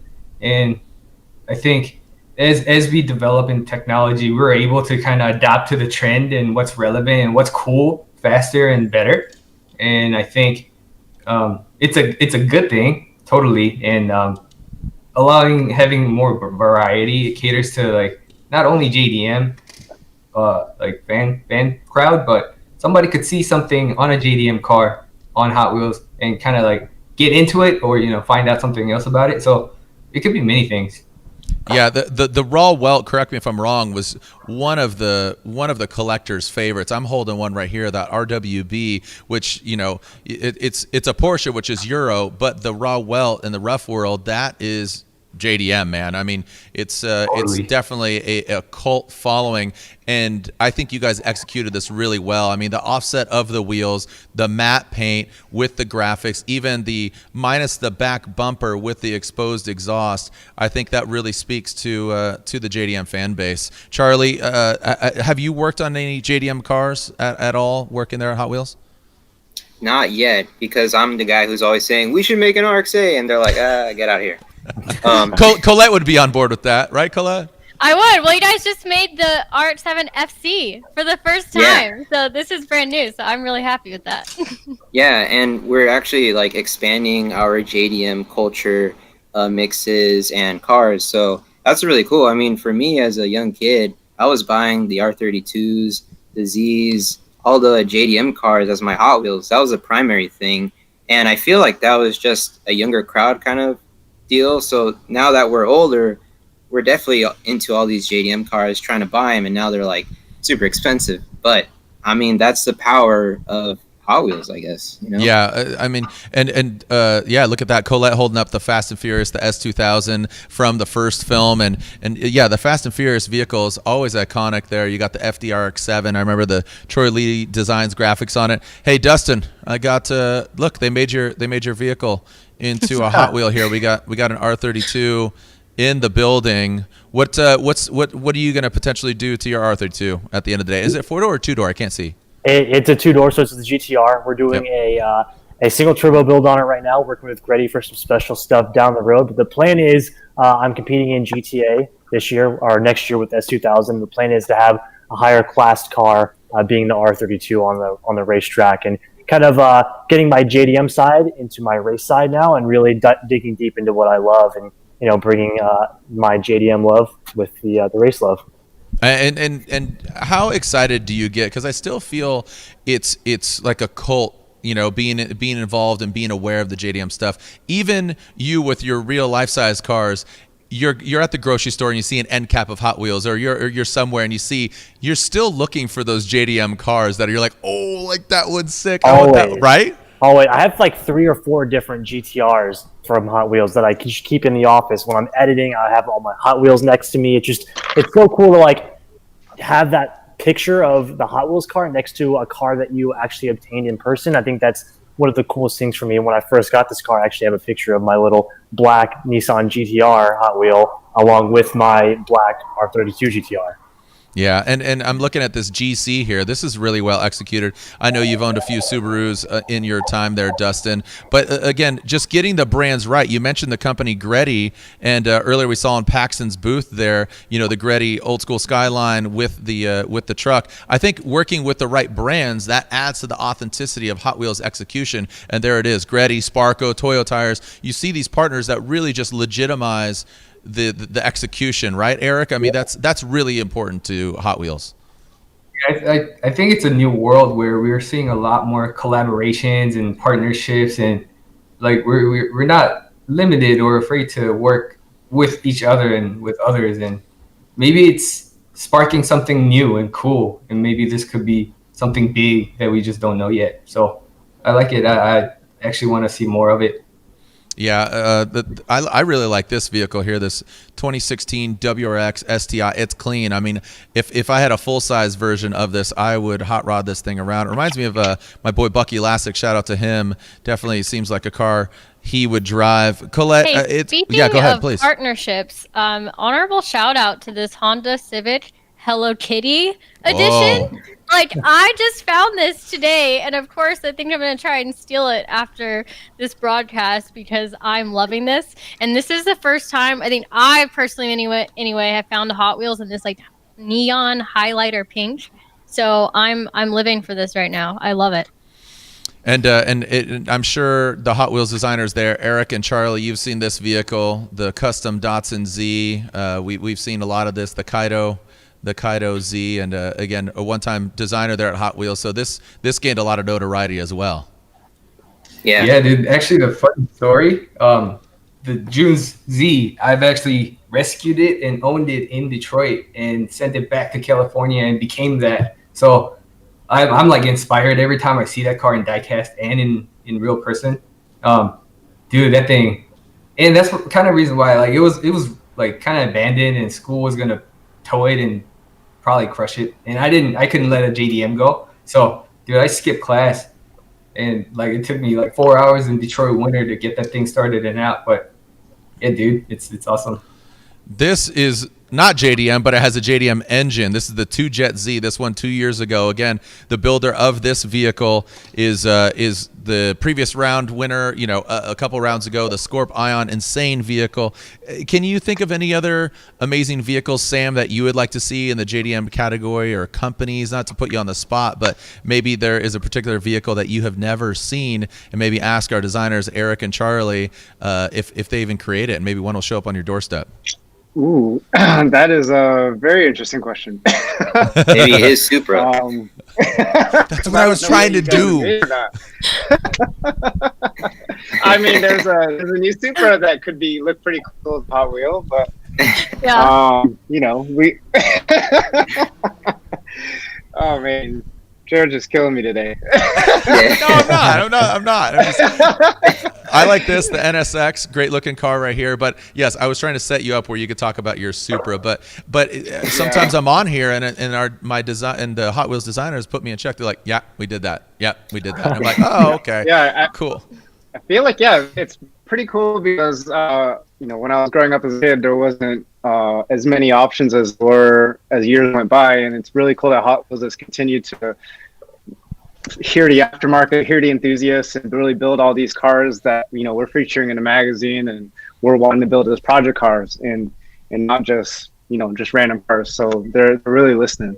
Yeah, and you could see the packaging here. I mean, I know there's a Formula Drift Hot Wheel as well, and I'm excited about that as we are getting excited about Formula Drift this weekend. But this is part of Hot Wheels car culture. You can see the graphics there. Love the S14, the Nissan Silvia. So again, it's the JDM front bumper there. It's always important. You know, you want to feed the beast that is the JDM fans and just the automotive culture and automotive personality. So looks like thank you guys again. Wrapping out about how important it is to be authentic and, you know, definitely feed the JDM beast. So now it's time to vote for the Mobil 1 fan favorite.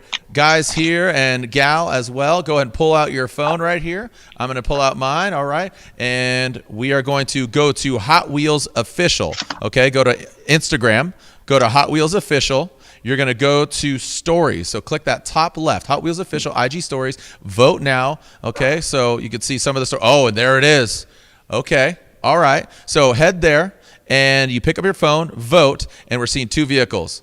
It is either the 87 BMW 635 CSI or the 01 Volkswagen Beetle TDI. So, all right. I'm gonna tap in.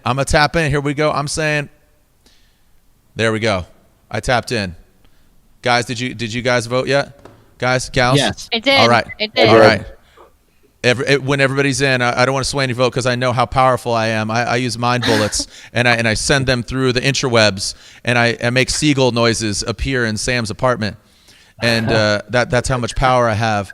I went with the BMW. What'd you guys go with? BMW for me. BMW for sure. BMW. Menace, you go BMW? No way. Yeah, there we go. See, same level. We're on the same Yeah, wavelength. you guys are awesome. You guys are awesome. So yeah, so you get to pick the Mobil One fan favorite. Remember, the winners of each round of the Mobil One fan favorite will go into a pool, and then you will take the winner of all of the Mobil One fan favorites, and they will join the Legends round winners to potentially stay alive and be a Hot Wheels Legends winner. So, and also they receive a year-long supply of Mobil One synthetic oil. So very awesome for the Mobil One fan favorite. All right, now, like I said, there's 3 winners this evening. So we have just about to hear the Mobil One. We have the Legends winner, and now, no pressure, fellas. We got Dustin and Sam.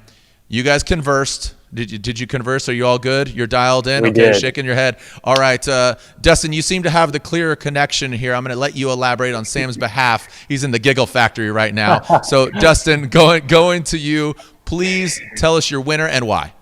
Yeah, I mean, I think there were so many really good contestants in today's pick, but I think our SuperStreet pick for today had to be the Supra.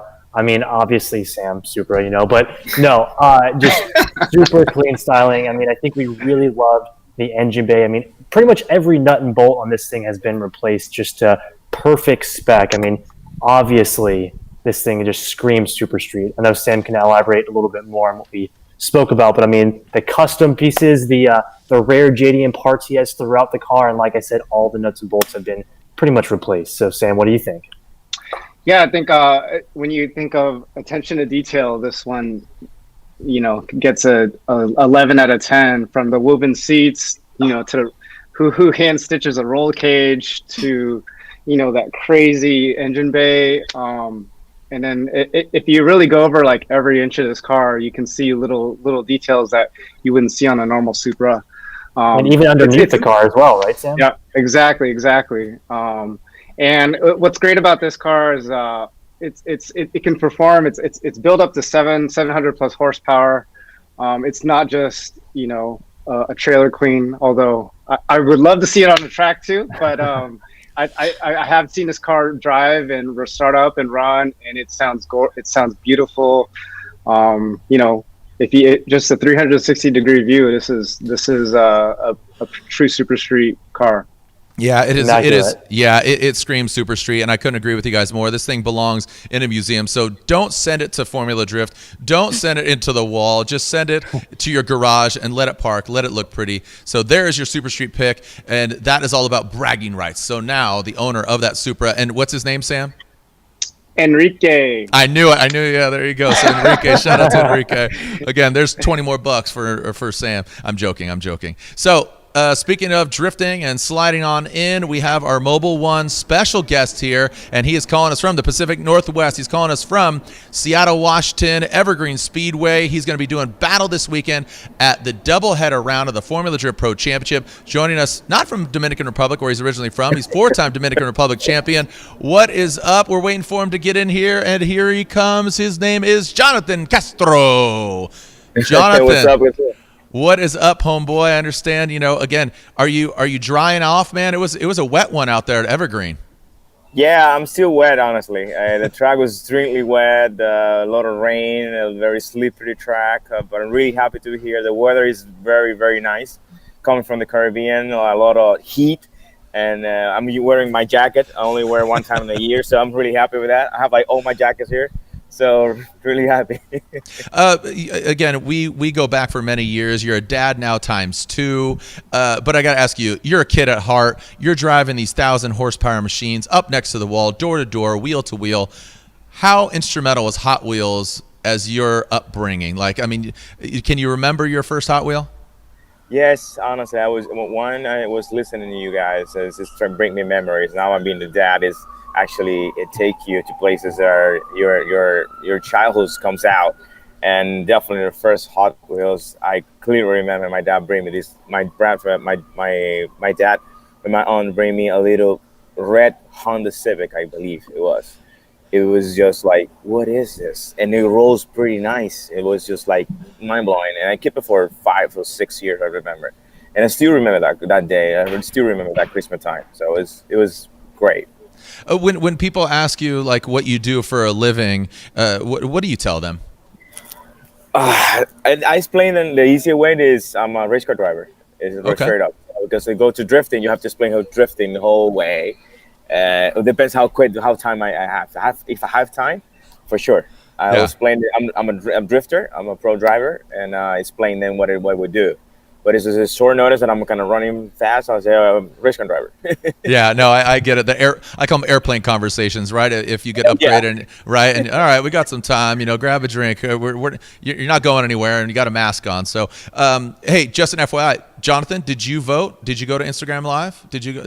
Yes. I guess you should. Okay, you went to Instagram Live. You got to vote for 2 cars. Get your votes in because we are tabulating those as we speak. And by the time we wrap up, our Mobil One special guest here, Jonathan Castro, 4-time Dominican Republic Drift champion. We'll find out who gets the win. So we'll see if Jonathan man, how exciting is it to drift on this level? Mobil One running through the veins of your vehicle. And again, I still talk about it. I think you have hands down one of the most exciting runs that I've ever called in Formula Drift history. I'm just going to put it on record, and I think you know that, where you gave me chills. It made Ryan Sage cry a few years back in Orlando. I still think you're buzzing off that, man. But how cool is it to compete with the best drifters in the world? It is. It's a pleasure, and I'm very blessed to be able to share the track with all these badass drivers. It's a dream come true. As a kid, when you, for example, get the Hot Wheels, you dream to be a person who drive a real car of this and the track, and when you actually doing it for a living, it's just mind-blowing. And it's sharing the track with cool drivers, like for example the one you saying, James Dean, Freddie Ass, or Chris Ford. It's a lot of good drivers out there. You spend the track with them, you give it all. It's just I don't have the right words to describe the feelings that you have when you sign the car and you turn it on. You want to push as hard as possible, and you feel all those power to the ground, like 900, 1,000 horsepower to the ground, straight up to the wall, next to a driver, very close to him. You don't have time to think. You just think afterwards, like what just happened. It is just mind blowing. I mean, like you said that you enjoy it a lot, that round with James, but I did enjoy you having that that good time, because it's what we do. We love to do. We love to make a show for the people. That's what we live for. Exactly. Yeah, that's what it's all about. Dustin, have you seen Jonathan drift before? Oh, I think Sam took a little. Yeah, I took a crash course in drifting with Jonathan, and I didn't do too well from what I remember though. And Dustin, you said you're melding your JDM with the racetrack. Are you interested in drifting at all, Dustin? I used to do a little bit of drifting. I tried it out with my BRZ, but then I hit the track doing some time attack stuff, and that just really clicked with me. And from that point forward, I mean, I've been at the track every weekend, but it's so much different than drifting. I completely respect those guys. They crazy driving, especially Castro. I mean, it's incredible. Yeah, it's bonkers. And everybody's going to tune in. I don't need to ask you. I'm telling you, you're tuning in FormulaD.com this weekend. We have a triple header because we have Pro 2 tomorrow, and then we have double header round 3 and 4. Never been done. Our first no fans event. It's going to be exciting. Castro, you were up there practicing. I saw footage. Ryan Lontaine, one of the judges, he was rapping out about it. Menace, have you ever been in a drift car? And when we get you and Castro, maybe Irwindale will get you out there and throw you in a drift car. Have you ever been in one? No, I would be super afraid to do that. Come on. I don't know if I could hang, but I mean, I'm willing to try anything once. But just have a paramedic nearby, please. We can put you a helmet in the black shield. You will not do something in the front. It's gonna feel it. It's gonna make you better. Yeah, maybe. I don't know. Maybe just knock out first, and then we'll go in the car. that doesn't even make sense. Like, yep, Menace, you just rode in a drift car. Cool. Don't remember it, but it was fun. It was awesome. Did you get it on video? Cool. Yeah, cool story, bro. Put it on my gram. Yep. Put it a gram away, bro. All right. Yeah. So, you know what? Guess what? Voting has now closed. So, Jonathan Castro, we'll see if you chose the correct winner, or if you chose, the vehicle that won, I should say. Because what did you go with? Did you go with the BMW or the Beetle? I went with the BMW. Okay, that's honest. We all did except Menace and Colette. They went with the Beetle. So here we go. And look at Sam Dew's giving double thumbs up again. The Twitter. So here we go.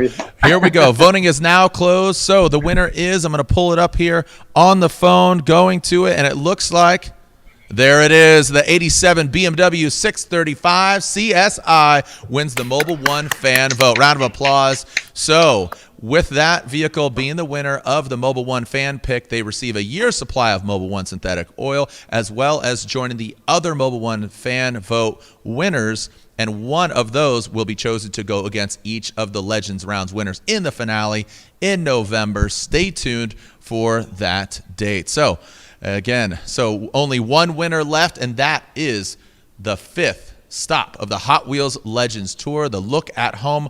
One winner. Jonathan Castro, thank you so much for joining us. I will see you tomorrow, Evergreen Speedway, Monroe, Washington, and everybody else will see you online. So, hey, Colette. So, thank you. Jonathan, FYI. Peace, homeboy. Thank you. Thank you, guys. Sorry, I was getting ahead of myself. I know I'm going to see you tomorrow. I'll buy you a beer. Later, homeboy. All right. So, Colette, you have... time. Yeah, please. It is time to do another Gasser giveaway. And I think, Jared, from what I'm hearing, these are already sold out, right? Yep. So you can't get these anymore except for this giveaway that I'm doing right now. So for the giveaway, all you have to do is head over to the Hot Wheels Facebook page where we are currently live streaming this and tell us who you think should win this round of the Hot Wheels Legends virtual tour stop. That's all you have to do. Comment on their live stream right now. Let us know what you think, and one person will be chosen at random to win this limited edition Gasser that is currently sold out. So that is pretty awesome. Actually, Colette, how I'm going to get mine is I'm going to go across, put a mask on, and just take that from you because you took my Gasser, homegirl. I'm darting it, okay? I'm going to dart it for whoever wins this giveaway right now. Watching Don't you, worry, Colette. guys. I got your back. Watching you, Colette. All right. So, again, we have one more Gasser to give away, and you just asked, and you shall receive in just a little bit. So, oh, man, are we getting it? Are they coming in? All right. So, I believe the judge. How was this experience, Sam, for you? Pretty fun, right? It's pretty crazy how much power you have to dictate who's going to be this Legends winner. It is. It's been really cool. I have definitely had more fun than I thought. It was actually harder to judge than I thought, too. Had to take in a lot of account to a lot of things, and it's cool. I want to come back and do it again. Awesome. We'll see again. Bring those birds with you. I think it was actually Jonathan Castro, to be quite honest, because he's down in the harbor, Seattle. Why would I have birds in Hollywood right now? I don't know, Sam. You have the flock of seagulls' hair, so it's only fitting, bro. I love you, Sam. All right, Dustin, a great experience overall, huh? I mean, do you think it was amazing? And remind me, what was your number one pick? My number one pick was the Porsche. No, Porsche, yeah. Okay, the Cayman. The Cayman, correct? All right, yes. All right, cool. We have a winner. Colette, here we go. We have a winner for the Gasser giveaway, and Carolyn O'Connor Bennett, who said they wanted the VW Beetle to win, just won our Gasser giveaway. So congratulations to Carolyn. You just got a limited edition Gasser. Awesome. Thank you so much. Congratulations, Carolyn. And thank you so much, Colette. Again, we still have more stuff. So if you didn't see your vehicle, you need to submit them, okay? And get it in here. So here we go. Without further ado, the winner of this Hot Wheels Legends round of this tour is the Porsche Cayman. The Porsche Cayman gets the win. The 07 Porsche Cayman S gets the victory. And Let's go, baby. Agree more. Let's go. That's Love right. it. Doing it for the boys. Overall, I think this vehicle, like I said, you take a hot rod that is the Porsche Cayman S, and then you adorn it with some JDM goodies, the Workmeister wheels, the Pandem, the individual single bits. It has almost like a DTM style rear end. You could see the billet wing, and then when you open the trunk, it's still accessible. Sometimes dudes forget that. Guys and gals, they're like, oh, cool, I'm going to put this. Oh, can't. It's not functional. The function is the fashion. I think a lot of this aero, I don't think it's wind tunnel tested, but it looks like it has been. Colette, I don't think this was your number one, if I can recall, but it Hey, wasn't it your was top. in the top three. It was in the top It three. was in the top three. I'm happy. I'm absolutely obsessed with this build. I think it's amazing, and I think it's going to put up a fight to take home that overall chance we turned into a diecast. That is right, and it'll join all the other Legends Tour finalists at the virtual grand finale in Los Angeles in November for a chance to have their car immortalized as an iconic Hot Wheels die-cast vehicle. So some amazing vehicles. Thank you to all the submissions. Remember, if you feel like your vehicle is in contention for being a Legends winner, you're like, I got this, no problem. Or if you're like, I'd like to try, we'd like to just highlight your vehicle. You could see, I mean, Menace is going to scrutinize. I don't know, Menace, I don't know if you're coming back, man. You're just brutal. Yeah, I'm probably not going to joking. get invited back. I would invite you back. I appreciate your honesty, but Thank Charlie, you were too sweet. You were too sweet. Oh, thanks. You know, I hope I'm tasty, but I'm glad that I was able to join this, judging crew. It's awesome. been really fun, and I'm really happy for the Cayman too. Yeah, that's right. Well, thank you again to SuperStreet, hosted by SuperStreet, presented by Mobil 1, our other sponsors, Dickies and Walmart. Thank you, Sam. Thank you, Dustin. Thank you, Eric. Thank you, Charlie. Thank you, Menace. And, of course, Colette, I will see you at the next stop. So thanks for taking the time. Tune in today. The next stop, October 15th. It's a few days before my birthday, so we're going to party here at Race Service. We're going to party online. Join the conversation. Thank you so much. Remember, go to Walmart, pick up your Hot Wheels Legends good. There's so much cool stuff. We got this, we got that. And remember, the Legends Stop winner does receive that trophy right there. So many things to see and do. We'll see you October 15th. Thank you to all our judges. Thank you for joining us online. I'm Jared Dienda. Send it. We'll see you online, and we'll see you another time.